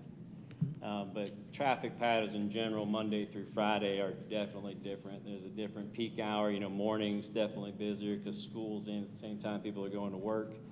School is usually out for the evening peak hour, so it's a little different. Yeah. It's because I was surprised to hear you mention school, because all the discussion I've heard of even a trial period would just be for some weekend days, in which case I wouldn't have thought school would make a difference for it. Jeff, just for the record, can you give council clarity on that question, because there's a lot of information there, and so just so the council and our Roswell residents understand, the traffic counts on the weekend, from your experience and numbers, are basically the same, whether it's summer or in school, correct? They're the same. There's no real peak hour. It's just steady flow of traffic. Yes. And Monday through Friday, there's a difference between summer and non-summer. Definitely, yes, sir. And non-summer, obviously, the traffic, you believe, falls down. From Usually lighter. If you're out there during the morning or PM rush, it's definitely different. And just for the sake of the question of the potential task force at hand, we are talking about weekends. So just to qualify that. Okay. Thank you, sir. Sure. Peter, I think did you have any further questions for Jeff? Not for Jeff. Thank you, sir. Thanks very much. You still want the floor? Yeah, so in the mission statement, it doesn't mention weekends. Have we decided this is closures only for weekends that the task force is exploring? I think we should add that. I think it's an excellent point. And was that something that the council was agreeing to? I think we'll put that, we'll put that on the table to discuss here in just a minute, because I think you're exactly right. And then also, I'd like to follow up with, and thank you all for your comments. Ms. Tizer suggested change Canton Street Promenade to historic downtown Roswell Promenade. I thought that was a very interesting idea, and I think it does leave a little more room for discussion of where a promenade may or may not best fit into the historic downtown area, and I frankly kind of like that idea. Councilmember Beeson? Thank you, Peter. I agree. I like the suggestion for the language of historic downtown Roswell Promenade as to not overly paint us into the corner. All of you are probably getting ready to murder me because I'm going to suggest language. I know that we went ahead with the task force mission, which I helped draft, of maximize the benefits and mitigate negative impacts of trial closure for a potential pedestrian promenade. Some of the feedback that we did receive was that that's too open-ended. I hear you throwing us out there for the good of the order for council. May I recommend altering the language to explore a potential pedestrian-oriented promenade within the historic district based on accommodations for safety, parking, business impacts, and traffic flow. That way that we can provide the task force with a little more guidance on what exactly X is that they're trying to solve for, as opposed to making it very broad. With a recent issue that we've had with one of our commissions of being too open-ended, I think that it sets the group up for failure. I would rather be a little more pointed, especially if we are giving closed end dates, 30 days, 45 days, whatever it is, that they know exactly what X is that they're trying to solve for. But just throwing that out there as a recommendation. Thank you, Councilmember Beeson. Thank you, Sarah. Will or Christine, do you guys weigh in? Weigh in?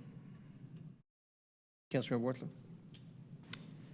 Yeah, as I listened to all the comments from the community, the one that really stuck out was the last presenter, and I can't agree more about, let's call this what it is. Let's put this on notice. We need to make a decision, and we need to move on. This is not something that we're going to kick the can down the road and continuously wrestle with. Let's make a decision on it, and let's do it right.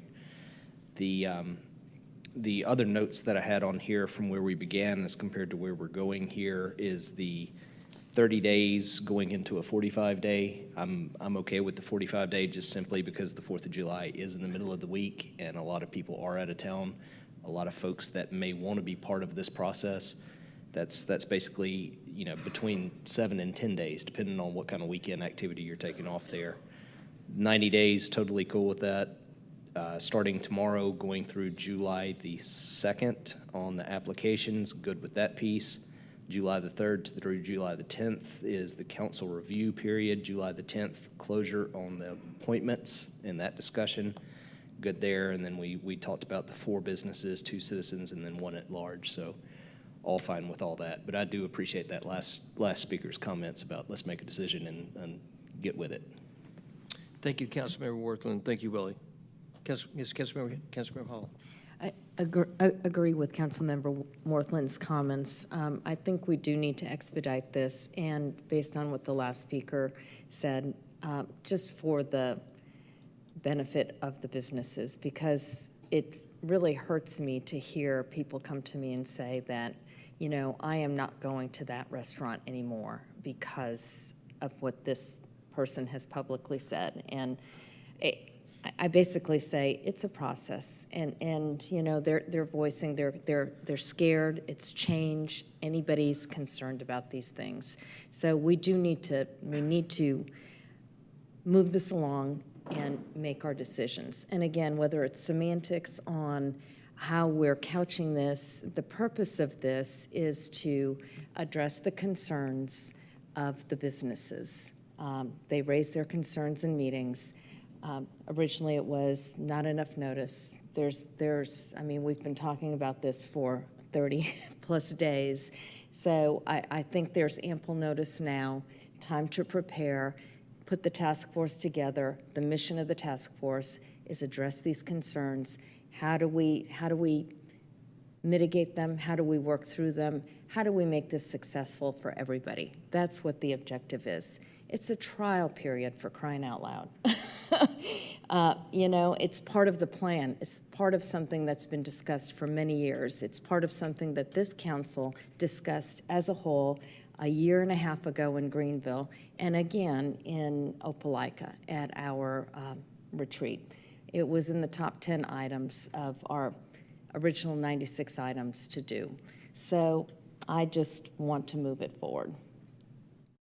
Thank you, Councilmember Hall. Thank you, Christine. Councilmember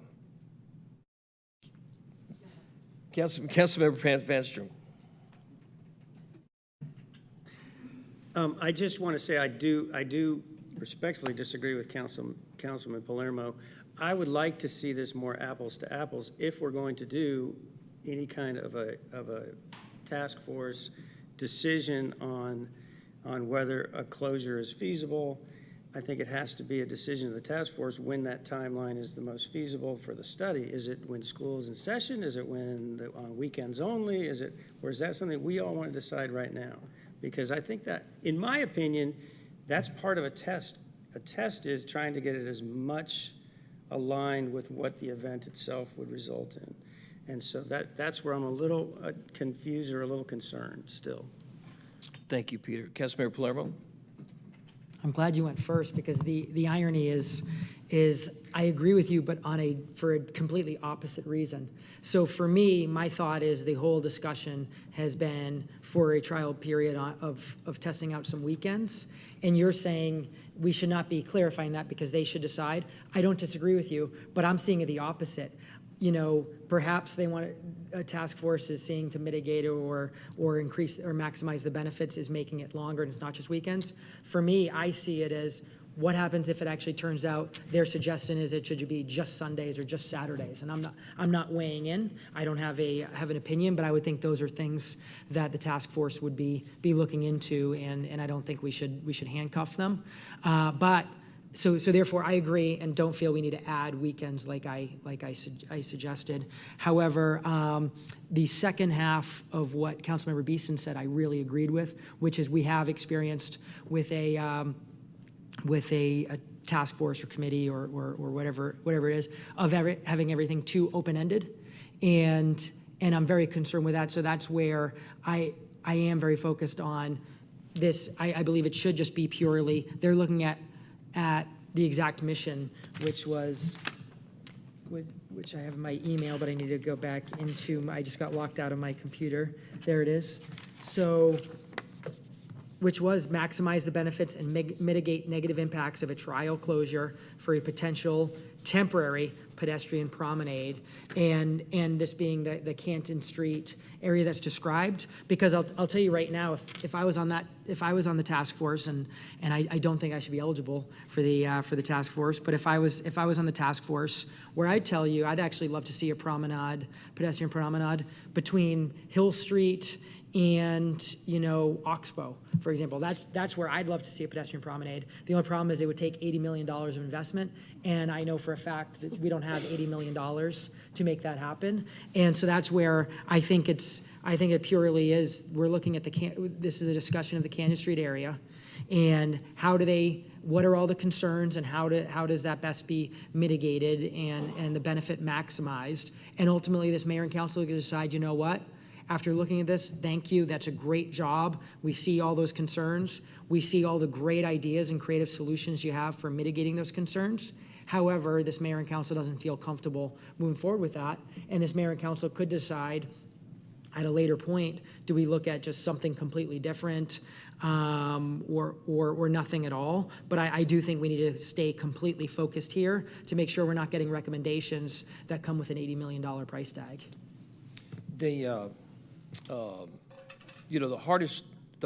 There's a couple of hard things you guys all know about this job.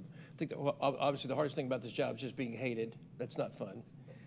The other thing that's hard, really, really hard about this job is not being able to share with any context all of the stuff that we're talking about and working on. And the reason I say that is we are talking about Canton Street and the Canton Street Promenade. That is what we discussed historically. And the reason I would say don't make the historic downtown Roswell promenade is because we just agreed and we just spent $5 million, or we just approved in the budget FY '24. Where's Jeff Leatherman? Yeah, doctor's report. We're spending $10 million, right? And we just put $5 million of that approved in the FY '24 budget for Founders Boulevard, right? Which is tied to the Roswell Town Square. We're about to spend, which you've already approved, for the fall of this year, $670,000 for Roswell Town Square. And every one of us is working on several different pieces of development and ideas of development on all four corners of the city and wanting to connect historic Roswell Town Square to historic Canton Street. And I think that would be in alignment with what most of the city wants in the best long-term interest of the city. And so that's why I would say probably not a great idea to change it to historic downtown Roswell Promenade, because you really are talking about just the Canton Street Promenade, and that's really what we've been talking about it's what we talked about in Auburn. It's what we talked about when we talked about the Bollard plan. So I think keeping that. I think it's fair to say, hey, when we talk about this and you look at this comparatively, like, hey, why did the one commission that we create have such a difficult time? Was it because we were too open-ended? And I would just suggest to y'all, my colleagues, actually it wasn't. If you remember, when we created that particular task force, we really created 4 definitive pieces for that task force to work on. The challenge was the task force didn't want to work on those 4 items. The task force wanted to work on what they wanted to work on, not what the mayor and council wanted to work on. And you can't do anything about that, right? When you just got people, a group of people say, we're not going to do what you ask us to do, we're going to do something different. That sometimes happens in life, and that's really what happened here. I think it is a fair point to say, look, be careful of open-ended, but the reason I don't think this is hard to solve for is because in a meeting, with some Canton Street residents and businesses, we sat there in 45 minutes or an hour or whatever and just started writing down objections, just started writing down issues, starting points like, what is the equation you're trying to solve for? Can you do a Canton Street promenade on a trial basis? I don't know. Start solving for the problem. And part of that problem is identifying, instead of us telling them the problem, which I heard that was like, let the smart people in the task force, they're going to say, hey, here's the equation we're solving for. What are all the challenges? What are all the problems?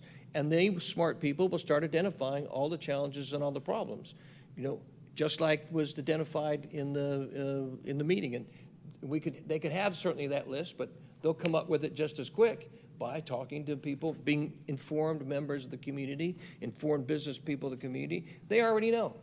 And so they're going to identify those and going to say, can we solve for this? And they'll start listing them rather than us micromanaging the process and saying, hey, you guys need to solve for this.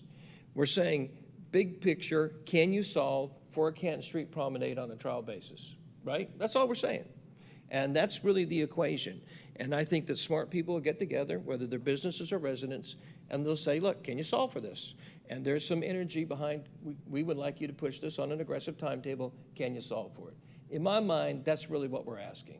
And ironically, there was a piece of language that I think Susan brought up there that I was going to ask you all about.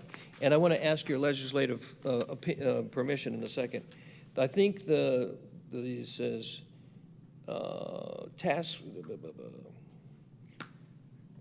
the next two, the last item, task force appointments and terms. After the word task force chair, add elected by members of the task force, delete the words for any reason.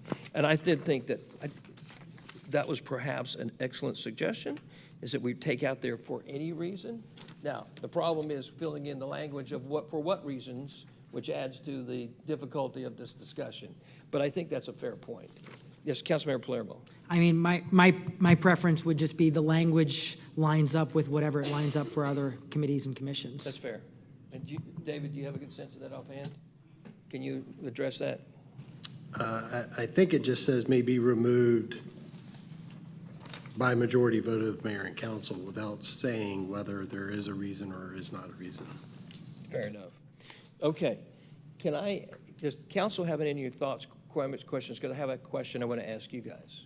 I would like to ask for a kind of a mini legislative opportunity to go line by line on each one of these items before going to the greater issue, and just asking, to have to discuss that matter with kind of a quick up and down vote.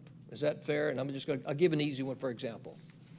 Easy one, for example, is how is the task force chair selected? I'm going to suggest, based upon what I've heard in conversations, that the task force chair selected is election by the task force itself. Would everyone agree with that? If you would, raise your hands. Okay, so we can add that one item. So you guys okay with doing it this way? Just kind of quick. All right. Second item. The approval agendas will be submitted by the city staff underneath the leadership of the city administrator and the COO to the task force chair. Everybody agree with that? Good to go. Next, okay. I'm going to take a little liberty on this, so this may have a little debate. Recommendations provided to mayor and council from the task force, the current draft, I'm going to say 45 days. Now, is everybody good with 45 days? Everybody will have some discussion. So I just want to point out, I'm okay with it, I'm fine with it, but just want to be clear, so 45 days would be, it would be closure, the appointees would be discussed July 10th. If you guys approve that, Yeah, exactly, so if you July approve that, 10th. so July 10th. So July the 11th. So it'd be 10th. 45 days from July 10th, is that when it starts, or when does it start? Is it 45 days from, to Councilmember Palermo's point, when we authorize the task force, or from their first meeting? I think that you would authorize, great questions, you would authorize the task force the following day after your appointments. So you're going to make the appointments on July the 10th, Monday, July the 10th. They've got 45 Task force days would to be get created moving. on Tuesday, July the 11th. The 45-day timetable would start from that point. Are we going to have a recommended first meeting time, or are we waiting for the task force to determine their availability? I think the application process, thank you, Sarah, for that question, because we didn't talk about that very well earlier, right? Application process, so we're talking about a public application process. We're going to talk about whether or not you approve that or not in a minute. But the application process will be very public, and so that anybody who wants to be it understands, like, oh, this is going to take some energy, it's going to take some time. You may have more than one meeting a week, right? Because I think there's we didn't say pretend, we're going to throw out there the possibility of at least a minimum of one meeting a week. But they were saying, look, this is going to take some time and energy. So if you put your application in, you're making a commitment to kind of a very high energy gig for 45 days. So did that answer your question? So are we are we deferring to the committee itself to say, we're meeting every Tuesday at 7 o'clock, or are we telling the committee you are meeting on X number of days? I think they should decide. Okay. Well, I mean, obviously, they have to weigh in their own commitments and responsibilities and their availability, so. Well, you've added another bullet point that we probably need to decide. So will you bring that back up in a second and say, hey, Kurt, let's do table that that, one yes. again? Okay, because I think that's fair, because that needs to be addressed. So 30 days is in here. Yes, sir, Peter. No, just real quick, I would assume the efficacy of the task force begins when they first meet. Because they're not effective until they can have a meeting together. So how about that, to your point? Can I just artificially say, let's artificially create a date right now. And I'm going to say, so if you create it on Monday, July 10th, I'm going to say artificially create the day by the 15th of July. So by Friday, July 15th, the first meeting has been held. Is that fair? So the clock sticks on Friday, July. Now, they may have a meeting on the Thursday, the 14th, but the clock starts on the 15th, if I have those dates correct. Saturday, that's a Saturday. All right, so what's Friday? Friday the 14th. So the clock starts on Friday the 14th. Is that amenable? Okay. So, Sarah, remind me to come back to that pieces too, because those two, y'all need to agree on the vote. All right, so 30 days has been proposed. I threw out 45 in here based upon some conversations. 45, is that agreed or disagreed with? 45 from the 14th. 45 from the 14th. Yes, sir. Agree, okay. Is there disagreement? I'd really love to see 30 days. Yeah, This started on May 9th. because that's going to get us to September. 45 days is getting us to Labor Day. I think Labor Day is concerning. I mean, technically, it's around the August 25th. So if it was 30 days from the 14th, right at school starting. That would get us, no, that would get us, yeah, the week after. Depending on Yeah. private, public. Yeah, because the 14th, and then, 30 days would be the 14th, about the 14th of August. What day of the week is that? August 14th, Monday. And just, Christine, yes, ma'am. I'm sorry. No, don't be, Christine. Thank you for recognizing me. So that would be when the task force would conclude and present, and then we have to have our meetings. So that's going to probably take us into the end of August. So potentially, if we move forward with a temporary closures, they would start in September. They'd go September, October, Well, November. we have no idea what the task force Or whatever they would. say on timing or anything like that. But hypothetically, the council would not be able to even make any decision on their presentation if it's 30 days until the 28th. If it's 45 days, then you're looking at the end of September that the council will be able to weigh in on it. Can I know you're probably going to disagree with me on this. 45 days, I think, gives you some margin of error. I think 30 is a little tight. I just do. I mean, I understand the fact that this is a time sensitive, and I think it was hey, make a decision, make a call, one way or the other. I'm going to suggest 15 days of giving a little extra deliberation to a task force that you're empowering is probably not a bad idea. And that 45 days is a nice moderation. That's 2 weeks during the summer, right? And the summer can be a little like any time of year, but the summer can be a little more complicated. I'm just going to suggest 45 days as a compromise.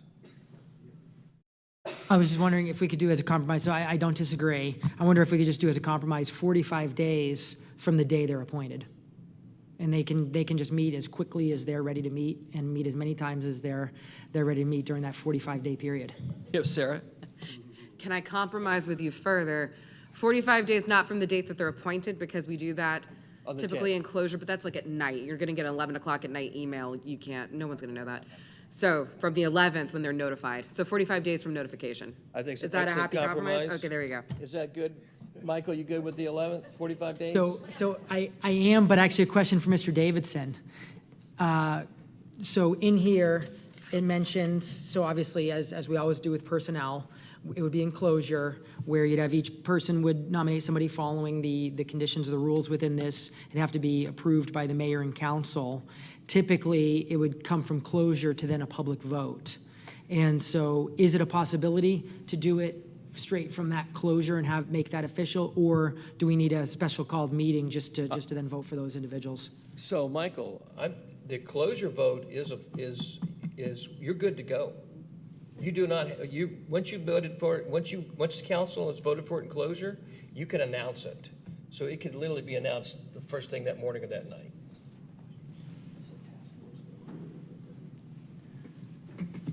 So the procedure that's called for in the code for planning commission or committees and commissions actually says that the vote is in public at a council meeting. You can discuss and everything in closure, but then the actual vote is in public. So we talked about this earlier. We talked about this being a task force. Correct. So this does not, that does not apply to this. Right. That is correct. That's what I do. Yeah. Are you okay with that, Michael? Either way, I agree with Councilmember Beeson's compromise and what we were talking about, yeah. All right, so just it's to your 45 point, days just to from the alleviate your day point, after, to yeah. your, I want to alleviate that concern. That the vote in closure will be the official vote, and that the city will announce the applicants approved, voted on by the council and mayor and closure the night of the 10th, the morning of the 11th. And the 11th will start the clock for 45 days. So, restating, everybody, 45 days from January 11th is July the 11th. January, yeah, from July the 11th. Everybody good with that? Okay. Secondly, Will, you good with that? Okay. Secondly, I should ask for a show of hands. Everybody good with that? Please give me a show of hands. You to go, okay, good. All right, second part.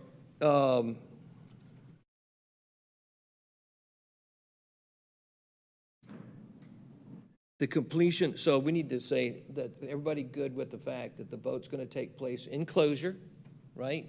And that you're going to, the city will announce it the night of the 10th, the morning of the 11th. I just want to make sure there's clarity on that, right?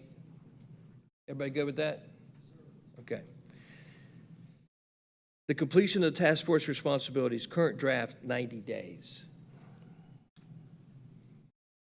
So we changed it from 30 to 45. Do you want to keep the current draft at 90 days?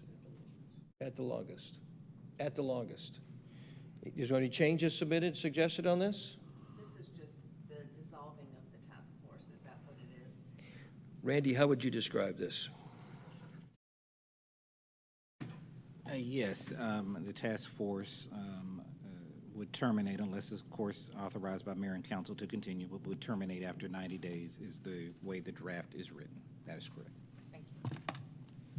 All right, so that would be 90 days. All in favor of that, please raise your hands. Okay. All right. Now, I've got general timeline of task force members. Let's see. What am I missing here? What have I not addressed? That's the Sunday, July 2nd.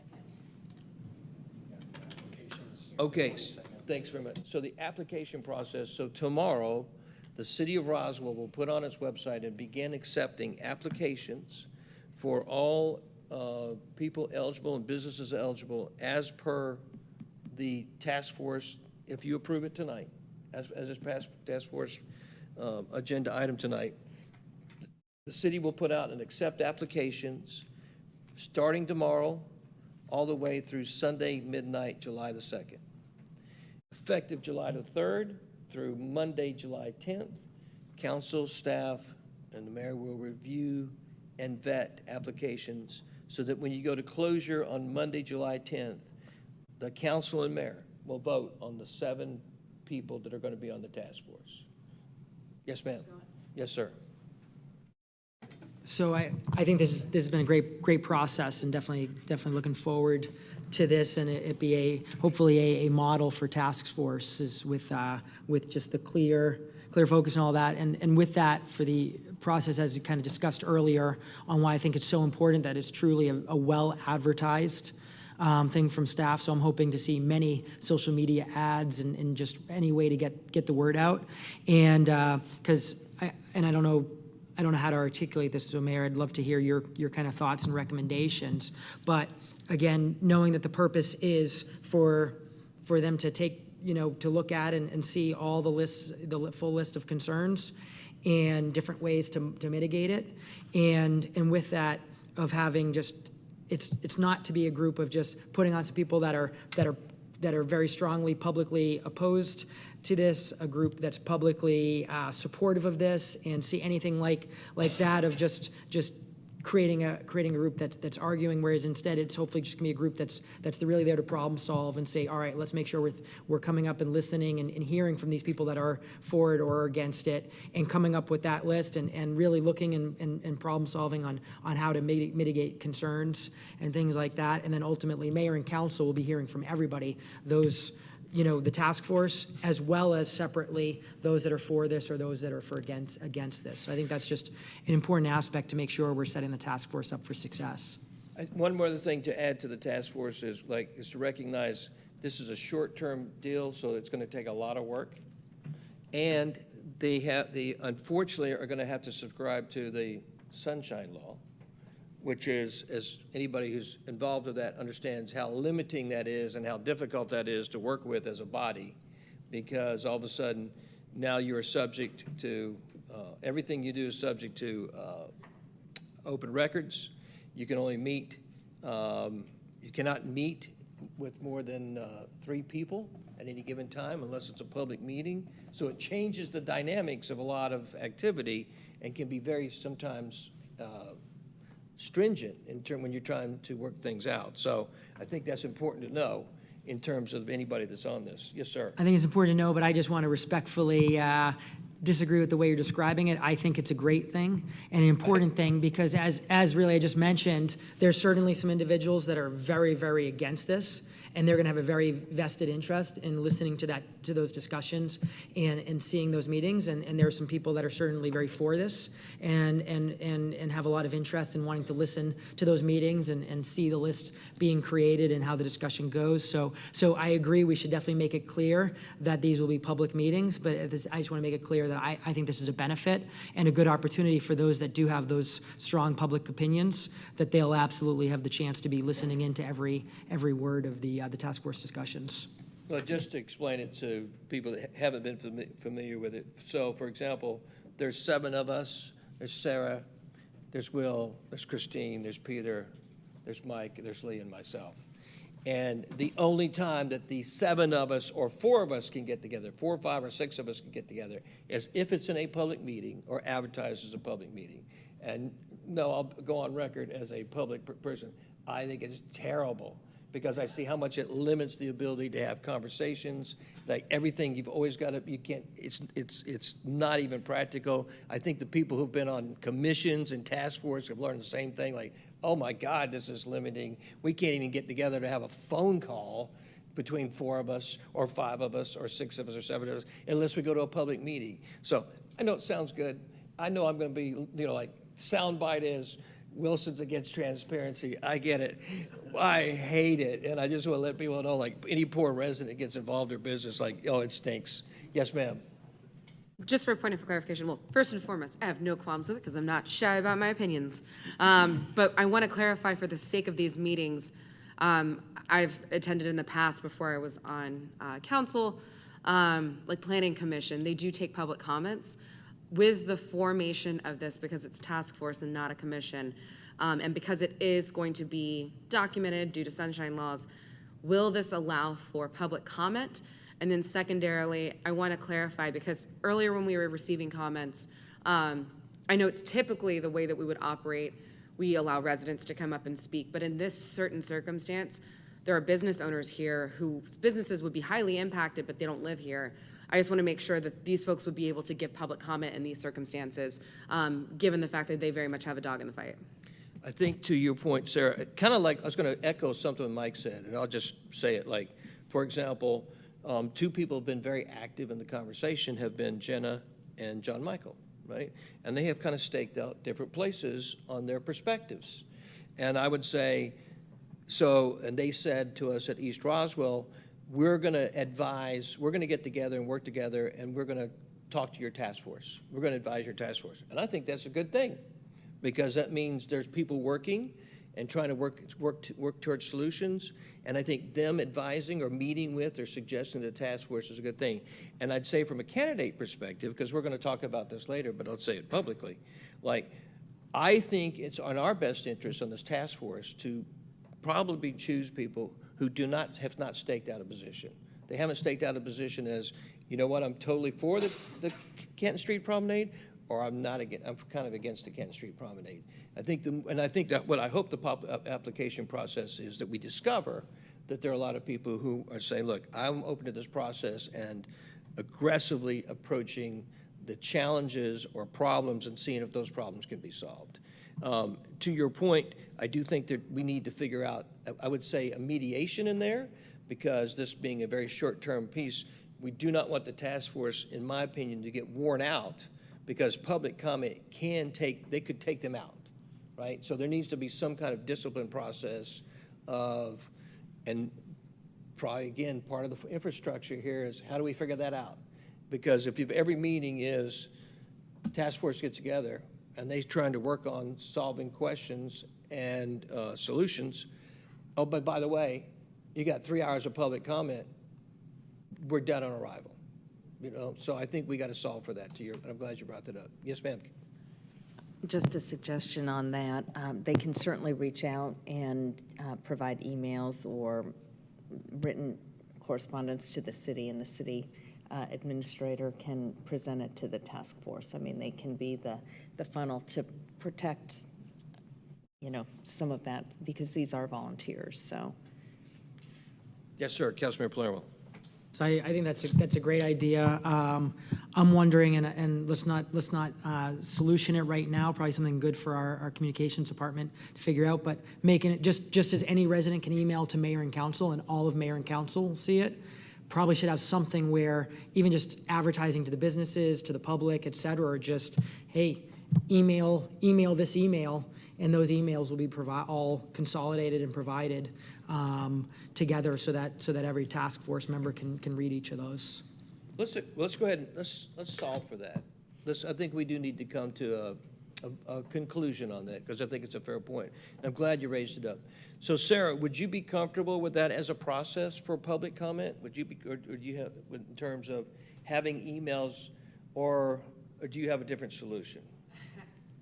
I do have some hesitations about the way the process has currently been, because the fact that historically speaking, well, not historically speaking, but with this administration, typically we don't allow public questions or comments for somebody who's not a resident. I think this is a unique situation because somebody's front doorstep to their business could very much be impacted, but they might not live here. So I definitely would want to solicit their opinions. And I also don't want to look at this task force as being the gatekeepers of opinions for those who live in that area. Given the fact that it is a public meeting, I realize that creates some limitations to how they function as a group, because they are trying to get work done but not spend 4 hours in public comment heard. I do think there should be a mechanism for how the public can reach out to the members of the task force, even if it's just a task force email that serves as a repository and they get all of the emails. But I do think that there should be a way to allow for public comments in those meetings, especially for public comments from people who are non-residents but do own businesses, including in these meetings as well. You probably know is that we've had public meetings, so there has been plenty of input from businesses that were not Roswell residents, and you probably know, well, you don't know, so I've never really said it. I am a big believer that at this for this, being on the dais, we are representing the people who elect us, the people who actually cast votes for us. So that is my perspective in terms of the people who actually speak to us from the public are actually people who are the voters of the Roswell. And not everybody agrees with that, and I certainly respect that, but that has been kind of my sense of it, is that sense of the people who have the opportunity to come speak here to the elected representatives are the people who elected them. And that, I've never really said that publicly, so, but yes, ma'am. I respectfully disagree. I say this as someone who is both a resident, a very active voter, but also someone who runs a business. I realize that there are voters in this situation, but there's also taxpayers, and that's their tax dollars at work.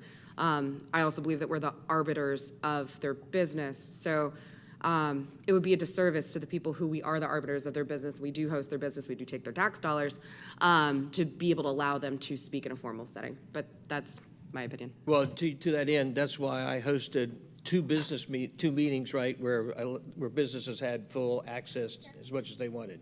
I'm just talking about this particular dais, and this particular dais, particular mayor and council meetings.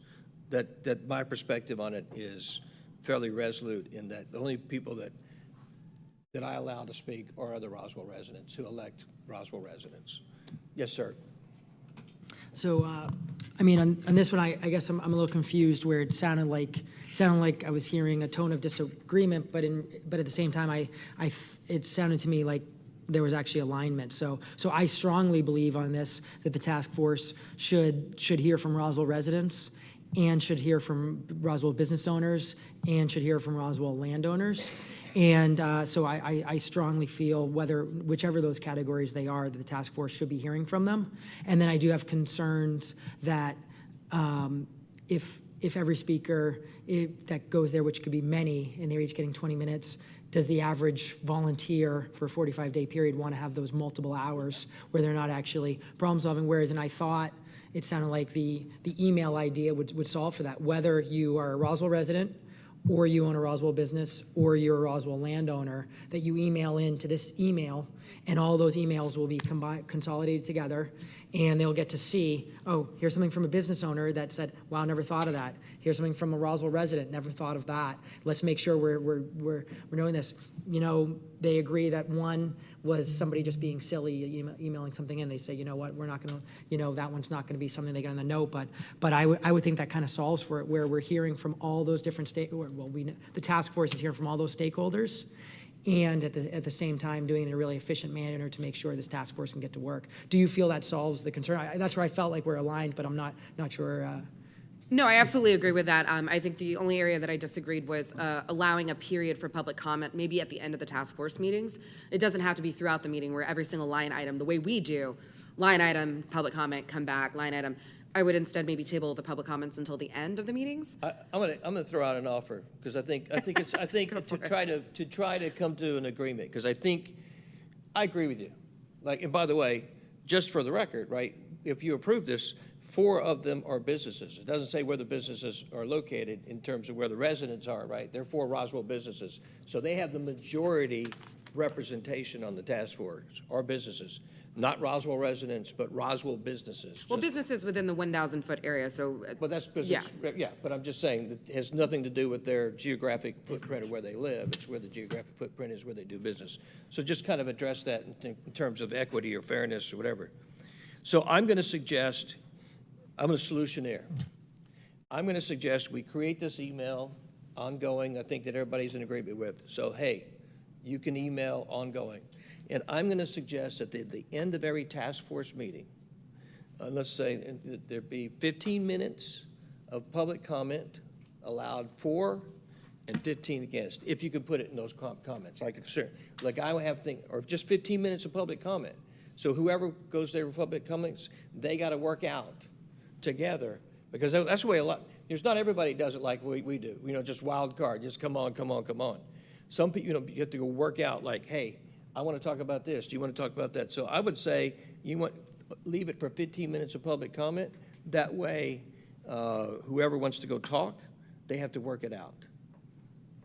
Just a thought. Yes, sir. I think this is a great idea to try out the 3-minute talk clock versus the 5-minute, because that's going to be used against me, isn't it?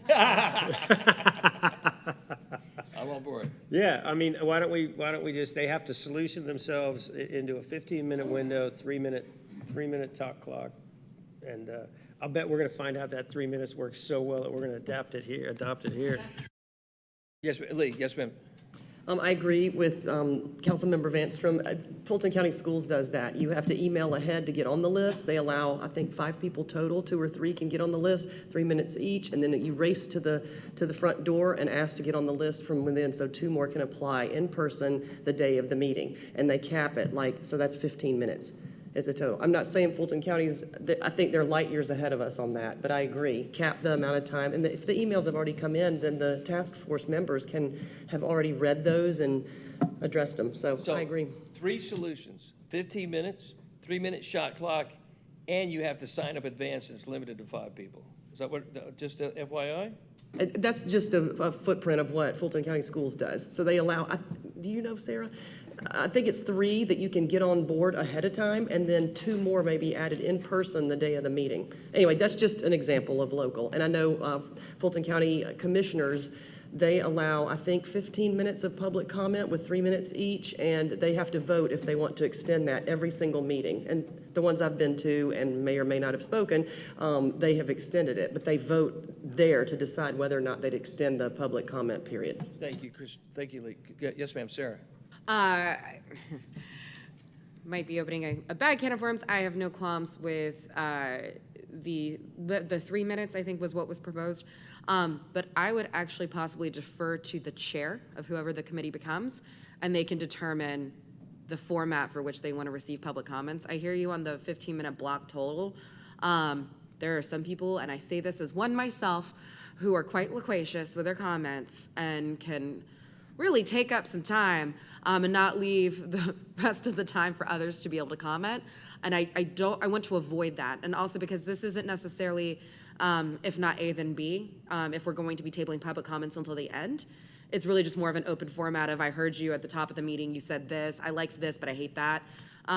So I would maybe defer to the chair running the meeting and determining how much public comments they can receive, but at least allowing for a space for public comment. So, Sarah, was there any other solutions that you threw in there other than allowing the chair and end of meeting?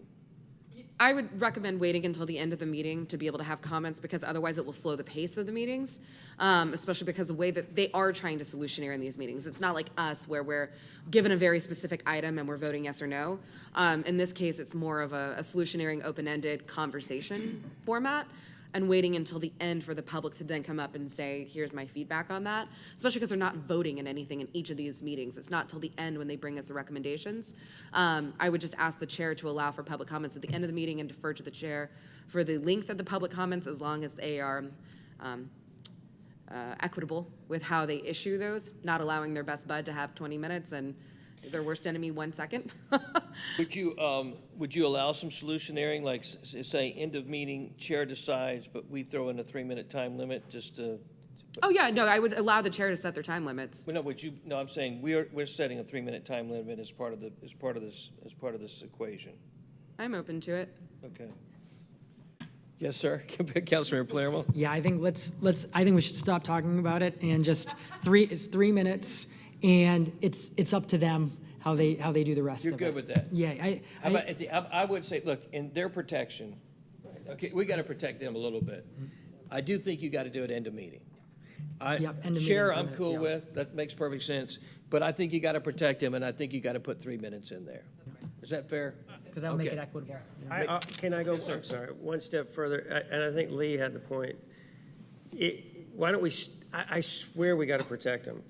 15 minutes, let the chair, they can vote to extend that if they want to extend it during the meeting, if the like chair that. wants to extend it, because if we don't help these people, I'm telling we you, know you're what right. this is like. Would you be receptive to that? 15-minute limits, but if the chair decides with the task force that they can decide to extend. That's fine with me. I think at least 15 minutes allows for the fact that we're definitely going to have public comments. Who knows, you might even have 2 people show up. You don't even need the full 15 minutes, but defer to the chair if there seems to be a very high demand and they want to hear more comments. All right. So, public comments, end of meeting. Chair ultimately makes the decision. It is limited to 3 minutes, 15 minutes total, but the chair, in conjunction with the task force, can, at a meeting, vote to extend the time beyond 15 minutes. Everybody agree with that? That's like a subset of where we're going, so, yes, sir. So Councilman Vanson brought up that it's a vote to extend it. That's correct. Okay, so yeah, so they can go ahead and vote to extend it as much as they want, but they've got to vote if they're going to extend it past So that the much chair's time. got to hold the vote, and the chair says, hey, would you guys like to extend the debate for another 30 minutes, right? Or whatever the chair decides. And then it has to be approved by the rest of the task force. Perfect. All right. Does anybody want me to repeat all those? You got all this down, David? Okay. All right. Everybody good with that? Please raise your hands on that little subset. Thank you very much. Okay. Which takes us back to the timeline. So where are we? I forgot. Timeline for the termination of the task force was 90 days, and I thought there was agreement. There's agreement on that. I think No, no. the timeline that you jotted down, if I may, was when I asked when they would convene their first meeting. Yes. Once they're notified of being on the task force, do they have a certain amount of days that they need to let us know that we'll be convening their first meeting? Or are we saying your first meeting is going to be Thursday at 6 o'clock? I think we said that the timeline started on Tuesday. The compromise was Tuesday, July the 11th. So the 45 days starts on Tuesday, July. No, that part's good. It's when do they meet? How do they determine when they're going to meet, and They'll when do we be kick that meeting, off? Mr. Knighton will be communicating with the 7 people who will have to get together and elect a chair. And so Mr. Knighton will communicate with them on Tuesday, July the 11th. They'll determine their availability? Yes. And then, as long as, once that availability is settled, we will then have, what's our rule? Is it 48 hours in advance to notify for a public meeting? 24. Actually, it's 24, but we want to give as much advance notice as possible, Okay. obviously. And that first meeting, I would imagine, would include the task force, obviously, assembling themselves and coordinating and talking about dates, times of meetings, et cetera, but it will also include some level of orientation with the city attorney, myself, and the other Good relevant point, staff. get clarity on that. All right, so next, two more pieces of clarity. 421, for business people as described in the original section here, 2 residents as described in the original section here, 1 resident at large. Everybody good with that? Please give me a show of hands. All right, got one more item. Changing the language, the mission statement. I want to make sure there was a suggestion to maximize the benefits and mitigate negative impacts of a trial closure for a potential pedestrian promenade. Now, and there's one more piece to add to that. So is that part good? Is that language change good? Please raise your hands if you're good with that. Okay. Now, there was one other suggestion during the course of this meeting, adding for the weekend. Is that what you guys wanted to do? I'm seeing a head shake. No. Okay. All right, good. All right. I think those are all the changes. Are there any other administrative changes that need to be part of this document? Yes, sir. Councilmember Palermo. I just want to clarify for those listening, I feel everything that's been discussed was trial for weekends, but again, as Councilman Vanstrom mentioned, not wanting to limit them because they are ultimately going to give recommendations and looking at it. And as the example I brought up, theoretically, they could find that actually if it was just Sundays, it would mitigate the issue, in which case they're not violating the mission because we didn't say weekends. It's up to them to give their recommendations. Okay. So, with council's permission, Lee, this is in your wheelhouse, and I'm not going to ask you to restate all of the amendments that we have many voted on, but these are all recorded, correct, David? We're comfortable with these and making sure they're incorporated in the language. I heard a challenge that, hey, is this on the website? So we need to make sure we're squared away on the website, obviously. So, Lee, are you prepared to make a motion? I am, Mayor. Motion to approve the Canton Street Promenade Task Force Framework as stated and recorded by City Attorney David Davidson. Thank you, Lee. Do I have a second? Seconded by Councilmember Halls. All in favor of this motion with the adjustments made through the language in the last 30, 45 minutes, please raise your hands. The motion passes. Thank you very much. All right. Mr. Davidson, would you please read your item on your report? Thank you, Mayor. The only item I have is a recommendation for closure to discuss personnel litigation and/or real estate. Do you have a motion for closure? Motion by Councilmember Hills. Do I have a second by Councilmember Beeson? All in favor of closure, please raise your hands. All right, with closure. All right, everybody good with closure? Yes, sir. All right. Thank you. Being that there are no other items, this special called mayor and council meeting of June 21st, 2023 is adjourned. We will see you guys in closure.